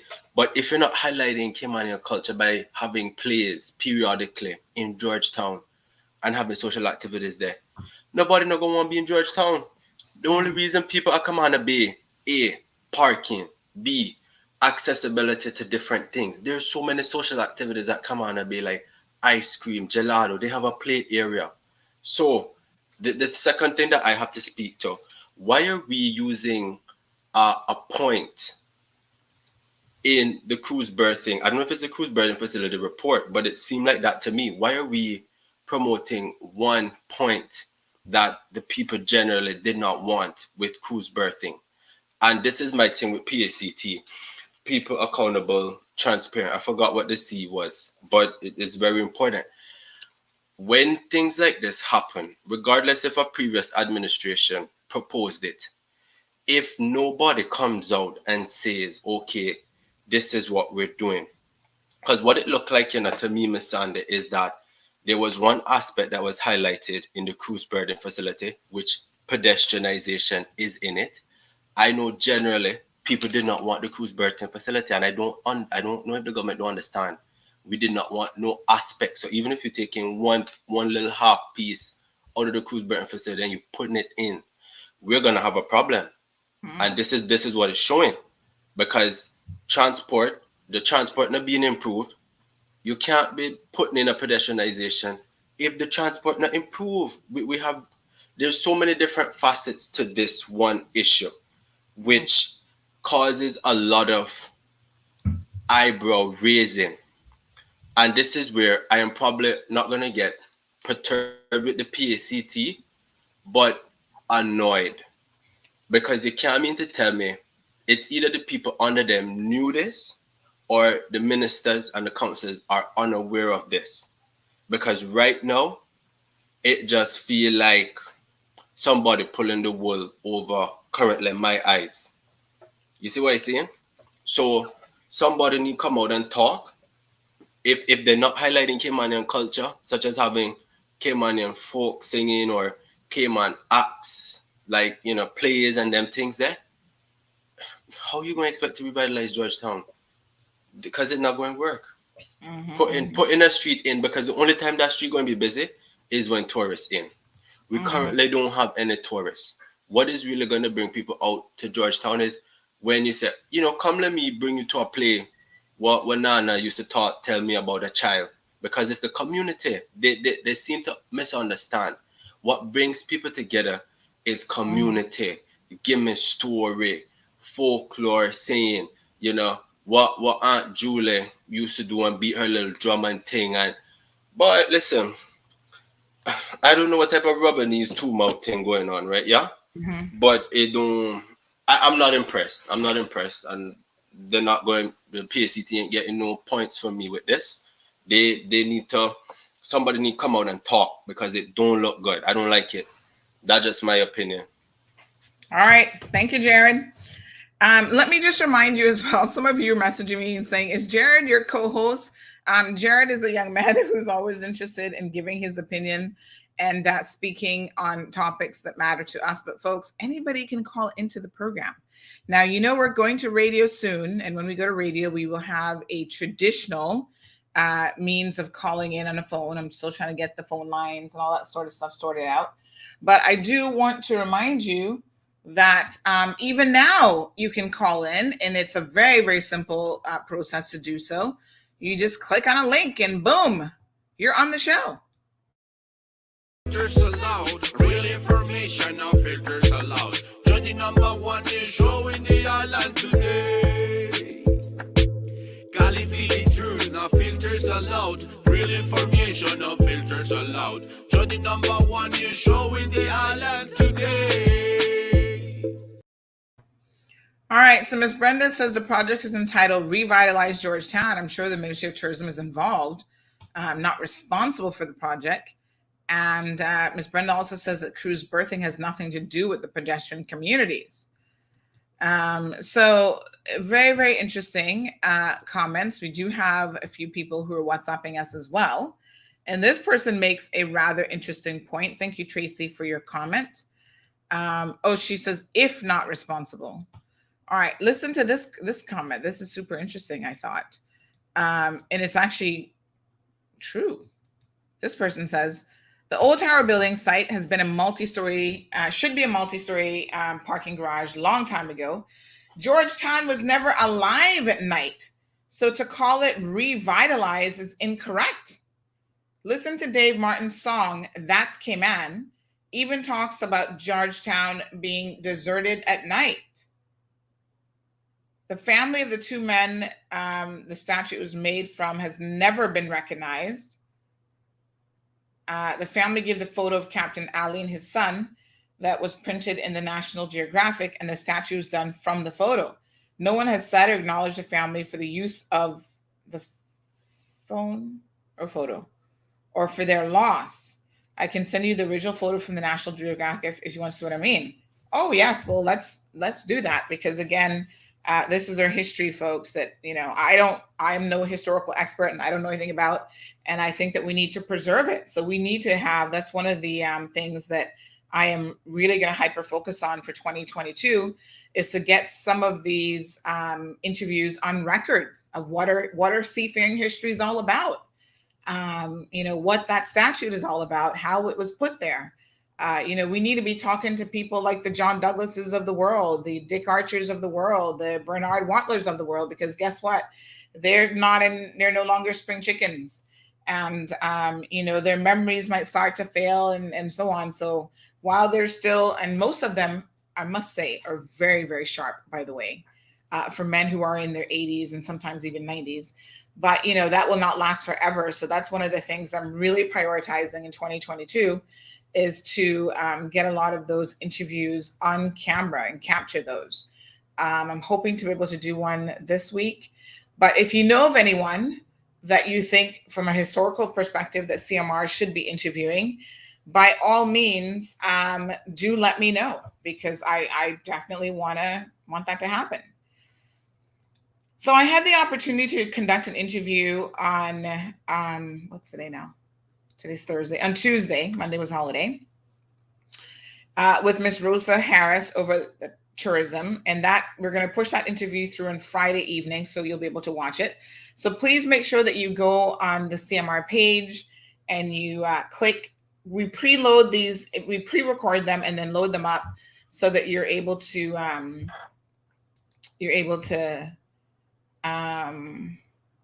actually click that you want to be reminded about the video. So her video will air on Friday, so please get a reminder at 8 p.m. And then we have this evening at 8 p.m. a video from the Pat government deputy premier about this whole bond issue and explaining what that's all about. So make sure that you click on get a reminder for that as well. So let me just show you guys. I know sometimes it's kind of tricky navigating social media, navigating Facebook and figuring all these things out. So let me just show you what you need to do. So here it is. It says that this is planned to go live at this time. All you do is click on this little one right here. This is get reminder. Yeah.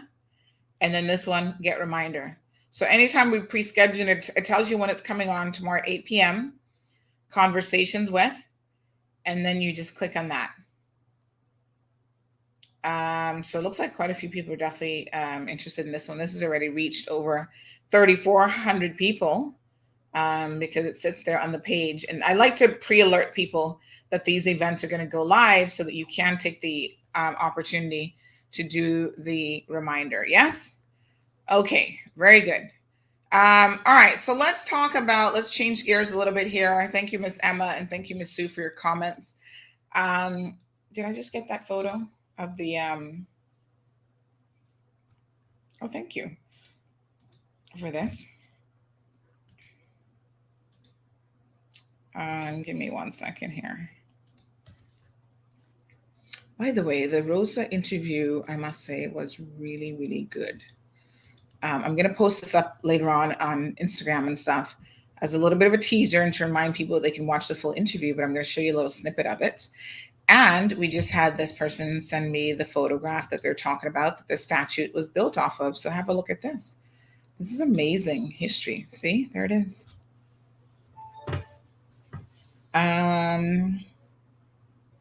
Captain Ali Ebanks shoots the sun with his, what is that? What is that word? With his, I can't quite make out what that word is. Something, does it say sextant? Is that a type of camera from back in the day? Yeah, sextant. I guess that's the camera. I don't know if that's a brand camera, what that is. While Junior keeps the ship on course. Wow, look at Junior. How old is Junior? Junior looks like he's 12 years old. The helmsman starts his career young. Wow, I would say so. It is an old Caymanian custom, one that produces fine seamen and generations of captains. Amazing. How young, how old do you think he was? National Geographic magazine. Do we have a copy of this picture that was just sent? It seems like that's a bigger document. Can we have access to that? Oh my God, I love Cayman history. And, I feel like we don't know enough about it, to be quite honest. Sextant is a direction finding tool. Well, thank you, Daniel. Oh, mess with you. You must have come from Seaman Heritage, boy. A sextant is a direction finding tool. I had no clue. I'm thinking it's a camera. Ms. Brenda says, interview Dr. Steve Macfield, Honorable Roy Bodden, Bernard Wartler, Richard Arch. So definitely Mr. Bernard and Mr. Richard, we've done before, and they're on our list again. I'm hoping I can get to Mr. Arch this week, actually. And Mr. Bernard, definitely at the top of my list. Steve Macfield, he's in his 80s, so he needs to be at the top of the list as well. By the way, did you guys see, just as a little sus, Miss Mary Lawrence? Yes, thank you so much, Miss Brenda. Oh, child, I need to be writing down Miss Brenda's recommendations. Did you guys see Frank cussing out poor cousin Steve? Oh, Lord. I mean, the more I see these things, the more I know that playing with a full deck is not everybody's cup of tea. But, you know, oh, geez, on peace. He was going on and on about, I don't know, I guess he called in on the show over there where, you know, Steve sometimes goes on as a guest speaker or whatever. I don't know.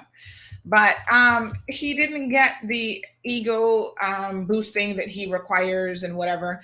And so he posted this long diatribe cussing poor Steve and how Steve doesn't geez, some peace. This is what it was.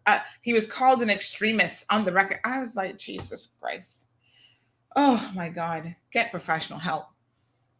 I'm still dealing with him with my court matter because you guys know he likes to attack people that I guess he feels is some kind of threat to him and maybe makes him look less than smart because intellect is his one commodity that he thinks he can put in a genie bottle and that nobody else gets to have it.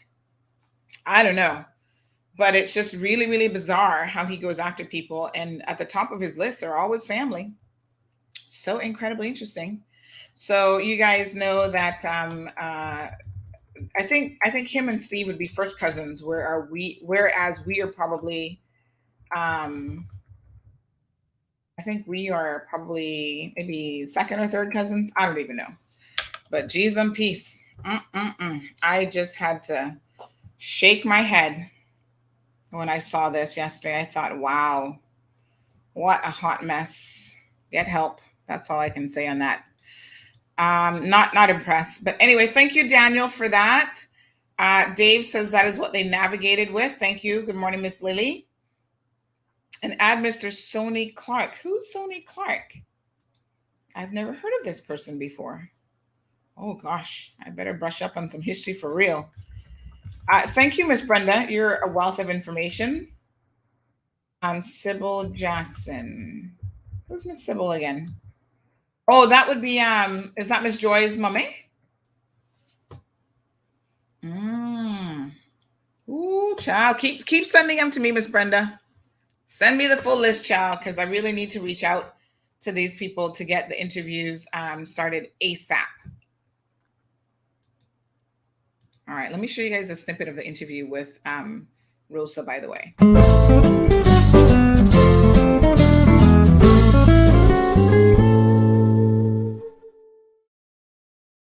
Across the board work as a matrix organization. And what that means is that everybody is empowered to each office, each geographical location. So the United States has an agency that is dedicated to how can we reach them in a very smart way? And this data then builds, let's think about it as layers of the cake, like social media.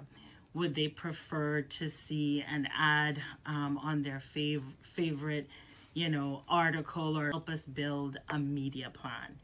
How much money we're investing, and we call it channels. So social media can be a channel. On the Cayman Islands, dollar investment from DOT to produce and convert business through visitors coming. All right, folks. Thank you to our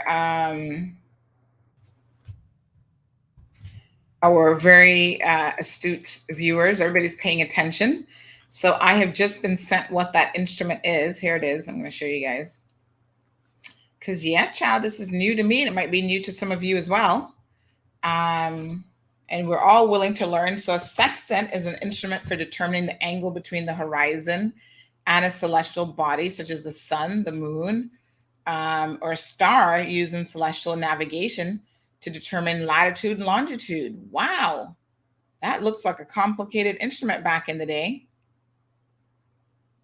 The device consists of an arch of a circle marked off in degrees and a movable radial arm pivoted at the center of the circle. Whoa, okay.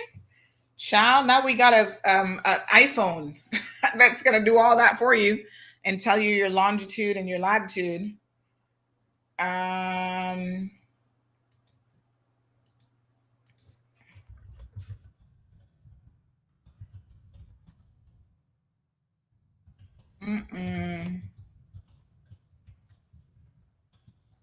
Thank you. Absolutely amazing. All right. So we learned something new today. Well, I certainly did. Thank you, Daniel. Miss Brenda, I'm going to check into that and see what the options are. I appreciate it. Okay, so let's move on. This will be probably the final time we'll be having this discussion about this young lady, Miss Irene. It's a sad ending to a situation, you know, and I suppose that we all knew that this was coming, especially after the last hearing, when basically the judge said, yeah, you're going to jail. There's Irene. What a fall from, I won't say from grace, because I don't know exactly where she's coming from, but Irene was living in a fantasy world of her own creation, trying to wear designer lookalike clothing. Here she has on braces. You know, it's amazing to me the things that people can afford and that they can do on the dime, on other people's dimes. You got a phone, you got a handbag in that photo if you look close enough. You know, you're enjoying a nice drink out at what looks like Rum Point or somewhere on the beach, and you're stealing from people. Well, yesterday, the judge sent Irene to jail for 22 months. She actually got 33 months, but she got her 1/3 discount, which is, these are the sentencing guidelines, for stealing from 4 individuals, all from the Philippines. And, you know, the Filipino community is not pleased with her. Her lawyer actually said during the trial or the sentencing hearing that she has been iced out of the Filipino community. And I thought to myself, well, what else do you expect? You expect that they're going to want to be your BFF when you've stolen from people in your community and you brought shame, not just to yourself, but the entire community. And you stole from people who you were supposed to be helping. Oh, I can help you book a passage to the Philippines, blah, blah, blah. Come and see me. And she was taking their money and pocketing their money. In one instance, a guy bought 2 tickets over $5,000. These people had to borrow money from friends and family back home to be able to afford these tickets during the height of the pandemic, when a lot of them were attempting to return back to the Philippines. And not only did she steal money from people, folks, but she impacted people's lives in a real way. In a real way, like, you know, some of them were not able to return home. One guy had his work permit impacted as a result of her shenanigans. So her crocodile tears had no bearing on the judge yesterday, child. The judge was not impressed. She was not moved. Her attempts at being remorseful, you know, it was a waterworks, even from the last hearing, crying all over the place. Oh, I'm so sorry. Please don't send me to jail, blah, blah, blah. And unfortunately for her, the die was already cast. You know, you make certain decisions, folks. There are consequences for those decisions. And, you know, ultimately, there was nothing at that point that she could have done. She hasn't paid the money back. One lady got a partial, I'm going to show you guys the footage here of her going off to jail. So one lady got a partial refund. I think she got $1,000 out of her $1,800, right? And most of the victims have not gotten one red penny back. Now, she claims that she's got all kind of money in the Philippines and she can afford to buy $4,000 or $5,000 designer handbags. Well, of course you can. When you're stealing from other people, you can afford stuff like that because it ain't your money. So you're not even spending money that you steal on essentials. You're spending it on pure foolishness, like a handbag when people needed that money or needed those tickets to be able to return home. She's harmed people in a really bad way, unfortunately. And those people will never get that money back. Very, very sad. So I'm guessing her first night at Fairbanks was comfortable enough. And she'll make some fast friends up there, no doubt. The women's prison is relatively small. So, they become buddies quite quickly. Start braiding each other's hair and all that kind of stuff. So yeah, they took her away.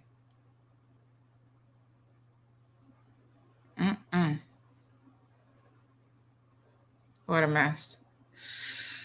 I don't feel sorry for her, but I feel sorry for the victims. So, Miss Brenda says there's a lot like her. They're just not being caught. Well, like I say, thieves and child molesters, they tend to, there she is, no designer clothes yesterday. They tend to get away with it for a long time before they're caught. So you got to keep an eye on people, folks. If you own businesses and stuff, you also have to be responsible for ensuring that, there she is getting into the car. You also have to be responsible for ensuring that you're keeping an eye, on the situation, on your company. I always found this interesting that her employer never wanted to take any responsibility for what happened. Oh, well, she did it, has nothing to do with us, blah, blah, blah. But at the same time,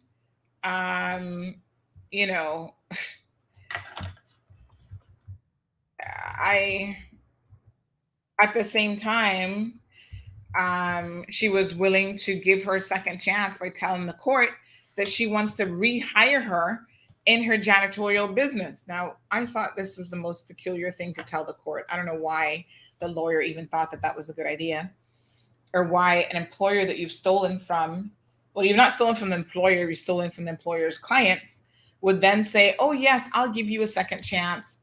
Come work in my janitorial business, which means that you'll be going into people's homes and businesses. And somehow that makes sense. And because I'm fool enough to give her a second chance, the court shouldn't send her to jail. The magistrate was like, why are you telling me this? This has no bearing on my decision whatsoever. Ultimately, it was just stupid. The judge was just like, So let's hear from one of her victims. We're going to give a young lady a call here who was victimized by her. And by the way, the court is not even aware of other stuff that she had done. So there were other things that she had done that the court doesn't know anything about. And if it's not charged, it's not brought to the court's attention, they wouldn't know.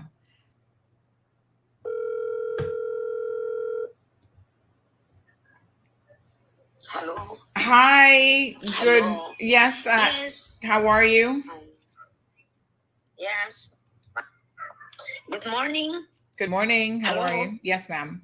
Yes, Miss Sandy. Yes. So you were one of Irene's victims. Tell us how you feel about the outcome of the case and the fact that now she's headed to jail, or she has gone to jail. Yeah. We cannot express our happiness, because at last the government, we were given justice. Mm-hmm. And not only us, but all the other victims too. Mm-hmm. But we should have been more happy if she could pay us back, Miss Sandy. Mm-hmm. Because that was our hard-earned money. Yes, it was very sad to hear that some people had to even borrow that money in order to pay Yeah. for those tickets, and she still had no consideration for that. Yeah, and it's and one of the security guard, Alan Flores, is still he's paying interest still on the money that he borrowed. Wow. Yes, until now. That's why he sometimes he cried, because he doesn't know where to get. He's just paying for the interest. His salary is just enough to pay the interest sometimes, because it's compounded interest, I guess. Oh, wow. Yeah, Wow. that's the saddest part, Yeah. So I don't know if we could, continue after, if she will be deported. I mean, the Philippines, we are planning maybe to, how we could, because we heard that she got also some land titles and condos in her. Well, she was, you had mentioned before that she was actually bragging to you about the fact that she owns property in the Philippines and didn't need your money. Is that right? Yeah. That's what she told us.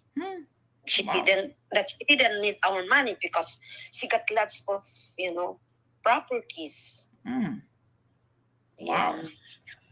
That's shocking. And she was, she also made mention of her designer handbag to you, as though she was trying to rub it in. Yeah. Yeah, she was telling me that was like the price was like, almost half like 250,000 Louis Vuitton bag. So she asked that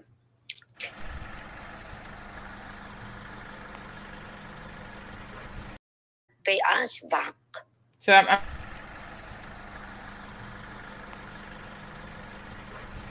and it looks like an okay.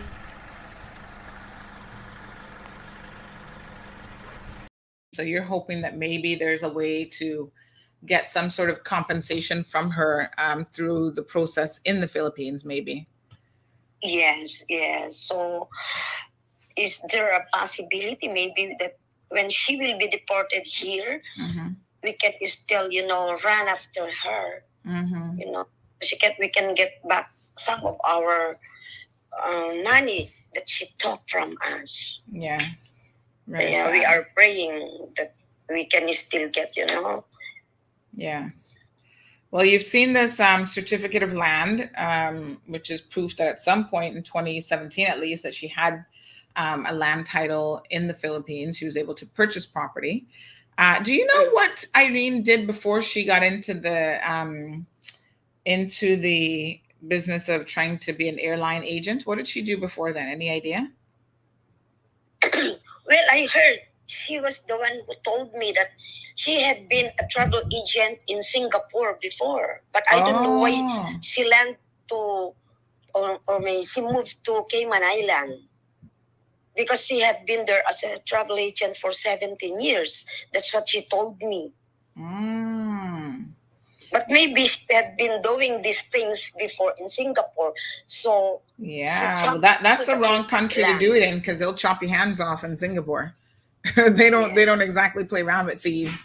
But that's interesting, because she did seem to have pretty good knowledge of how to abuse the system, because when she issued the e-tickets and the what do you call it? The e-tickets and even your itinerary, there was nothing on the face of it that made you suspicious.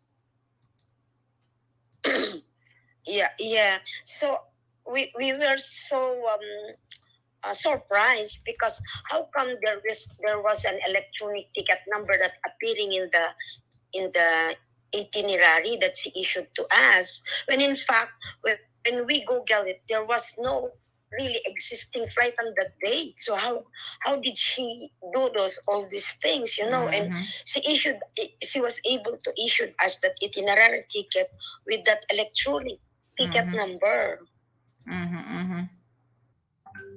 Yeah, so she really good in, maybe she copy pasted. I don't know how she did it. Yeah.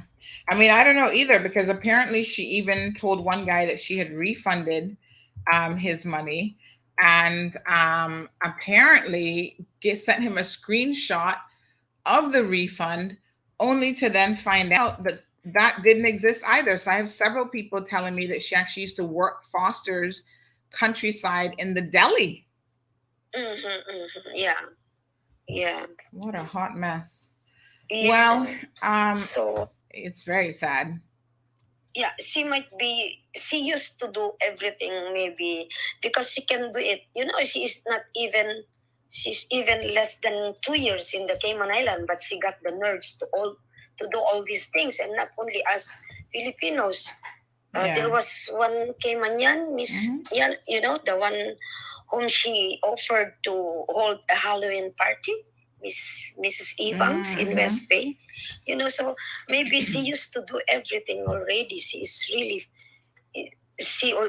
was already used to do all these things before. Because you are scared if you are new in that country that you are in. You are scared, but it seems like she had been long in the Cayman Island. Yeah. All right, my dear. Well, thank you so much for just sharing your story with us and letting us know what the position is. And we're sorry that this happened to you. Yeah. Wow. Okay, I guess you won't trust people ever quite the same again, right?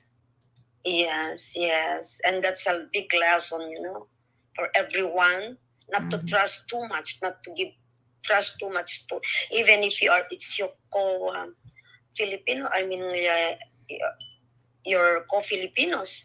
It's hard to trust everyone, And I must tell you that she's given the Filipino community, a bad name. People saying, well, she's not the only one that is out there maybe doing these things. Would you like to perhaps, issue a cautionary tale to Filipinos who come to the Cayman Islands about their behavior and how it impacts not just themselves, but everyone? Come again?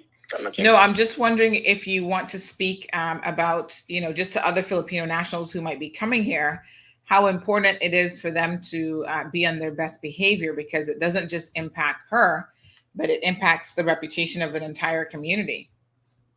Yeah, that's true. Yeah, because we are just, all the expatriates encouraging to behave well, because that's not your country. You have to respect, We have to respect. Because when we go to another country, you are carrying, and not only you, but you affect all your nationality. So we have to behave well. That should be. Yeah. All right. Well, thank you so much for your comments. And, she's off to jail now. She'll serve 60% of her 22-month sentence, and then she should be deported after that. And I hope that you guys can have some means of getting your money back eventually. I hope so. Yeah, we are praying hard that we can still get, our money back. Thank you very much, Miss Sandy. Thank you for your help ever since. Thank you so much. All right, my dear. My complainant, thank you so much for helping us. Yes, you're most welcome. Thank you too. Okay. Have a good day. Alrighty. Good night here in the Philippines. It's night already. Yeah, it's already 10:26 in the Philippines. Okay, so you guys are 13 hours ahead. Thank you. Okay, thank you. Bye-bye. Bye. Have a good one. Okay, bye-bye. All right, folks. So that victim was able to eventually get back to the Philippines despite losing a good deal of her money. Like I said, this was quite a serious situation because it impacted some people. And she said one security guard, because he had to borrow the money, he still has to pay that back. He still has that obligation, and he is continuing to pay interest on the money that he's borrowed. And,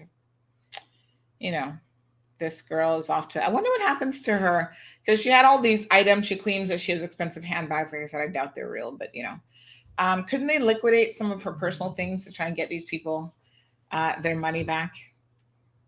I don't know. Just a thought. Anyway, folks, thank you, Miss Brenda.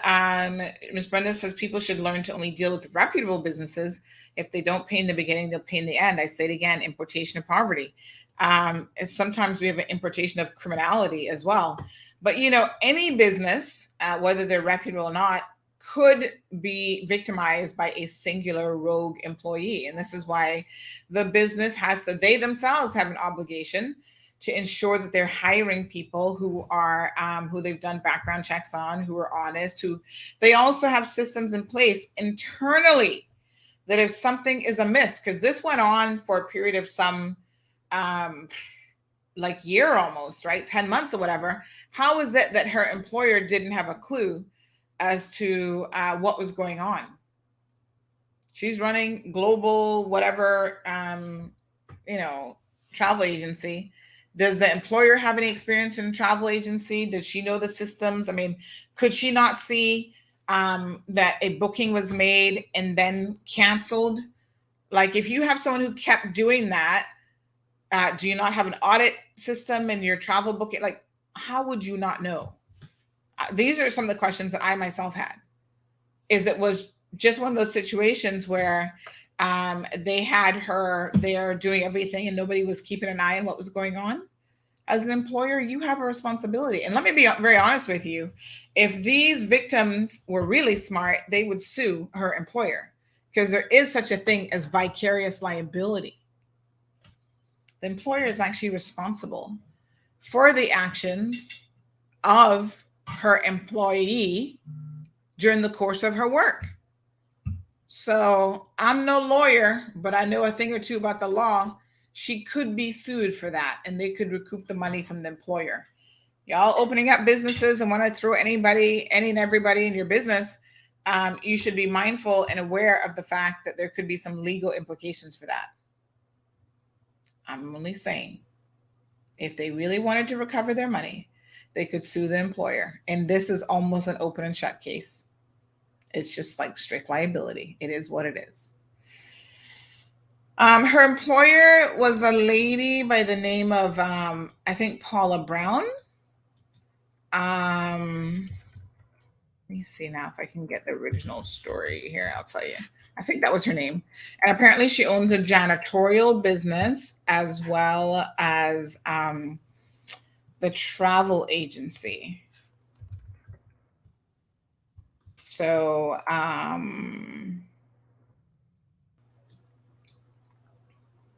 yeah, and Miss Paula told the court that she would be willing to vouch for her even after she's done all this. She wants her rehired. She wants her to be able to get a job. And the judge was like, she's going to jail. Immigration, she'll be deported. Immigration's not going to issue her a work permit after this. So you could tell the judge was not really sure what exactly the employer was thinking about. It was a very unrealistic, let me just show you guys. It was a very unrealistic request at best. So let me just see if I can have a look at, I'll tell you guys who has the license. So the name of the company was Global Travel. What the heck was it again? Global Travel Consulting Agency. So let me see now if they're still on the list. Mm-hmm.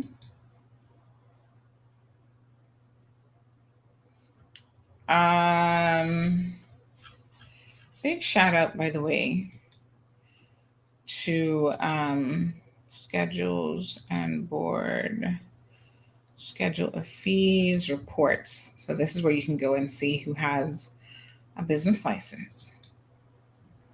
Let's try to look for it. So it's called Global Travel.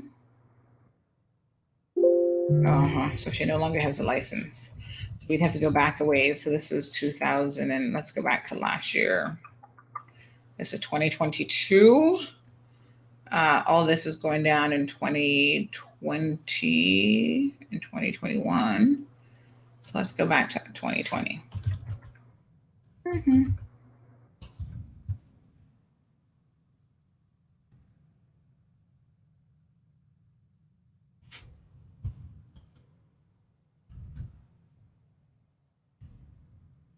What is it called? Global travel. Okay, so yes, here it is. So it was Global Services International Cayman, trading as Global Travel Consultant 2. I guess she has more than one. And then she had Global Services International Cayman, trading as Essential Construction and Repairs. So she actually has multiple companies. And again, I would suggest maybe there's a good-hearted lawyer out there who's listening to the program who can help these people recover their money. If this lady can have multiple companies, then maybe she, in law, folks, this is law 101 now, you go after who has the money. Because even if you win a case and somebody doesn't have money, you're throwing good money after bad, right?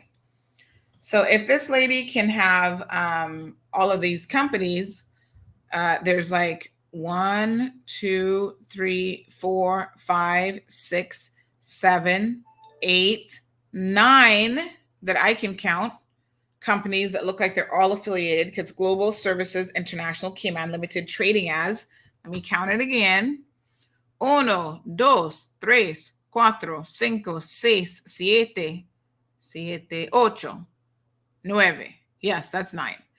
9 businesses. Everything from merchant wholesaler, miscellaneous manufacturing, including jewelry manufacturing. So she has a ebony designers and fashion emporium. Retail license, contractor license, so building, civil, and building engineering contracting. Janitorial, so that's the one that she wanted to rehire her in. Agent, including airline agent. So that was where this lady was working.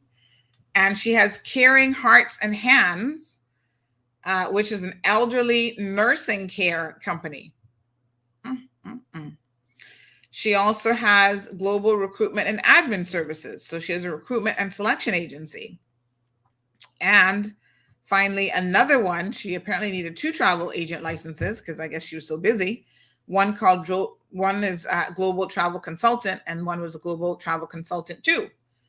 So different locations all over the place: Shedden Road, Seymour Drive, Eastern Avenue.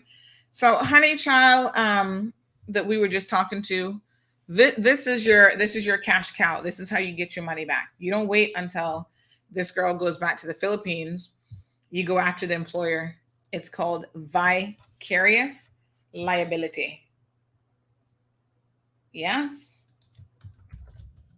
Lawyers, help out some poor people now. They're trying to get their money back. As Perla says, Paula Brown is crazy to make such a request to keep her here after what she's done to others. It is very, very peculiar. Miss Brenda says, I hope CBC drop the ball. Don't drop the ball on this one. Make it slip through the cracks or disappear. Yes, we certainly hope not. I don't know what the process is. I'm curious to know. This is another one of those agencies that we'd love to have in the program. Like, how do they keep track of everybody that goes to jail and when they're going to be released to make sure that they don't come out and get a work permit all of a sudden, that they're actually able to leave? Miss Carol says, I guess she'll get a hero's welcome on her return to her homeland. Can imagine the crowd awaiting her at the airport. Ciao. Anyway, good folks, thank you guys so much for tuning into the program. This is another edition of The Cold Hard Truth, coming to 89.1 on the dial soon. And by the way, don't forget that tomorrow, make sure you tune in early because we're actually going to reveal the name of the station. And I think you guys are going to like it. Now, it's not my station. A lot of y'all are like, oh, congrats on your own station. I don't have a station. I'm going to have a program on the station, right? So I will have the morning show. So yes, this is a DMS station, the number one name in broadcasting, folks. You guys know DMS already has 4 stations. They're acquiring 3 more, not acquiring, they're starting at 3 more. And one of those is 89.1. And that's where I'm going to be on the dial. Biggest name in broadcasting, folks. They're the big boys. Okay. Have a beautiful day. It's Thursday. Go out there, hustle, work hard. I got to go to court, unfortunately, to listen to this child molester case. Y'all know it'll be giving me a headache, but I got to get the facts and see what's going on, right? So you guys have a good one, and I'll see you tomorrow morning. Thank you for tuning in to another edition of The Cold Hard Truth. Make sure to check Facebook for showtimes and more information and the latest news at CaymanMarlRoad.com. Subscribe to our IG and Facebook pages to get the latest happenings.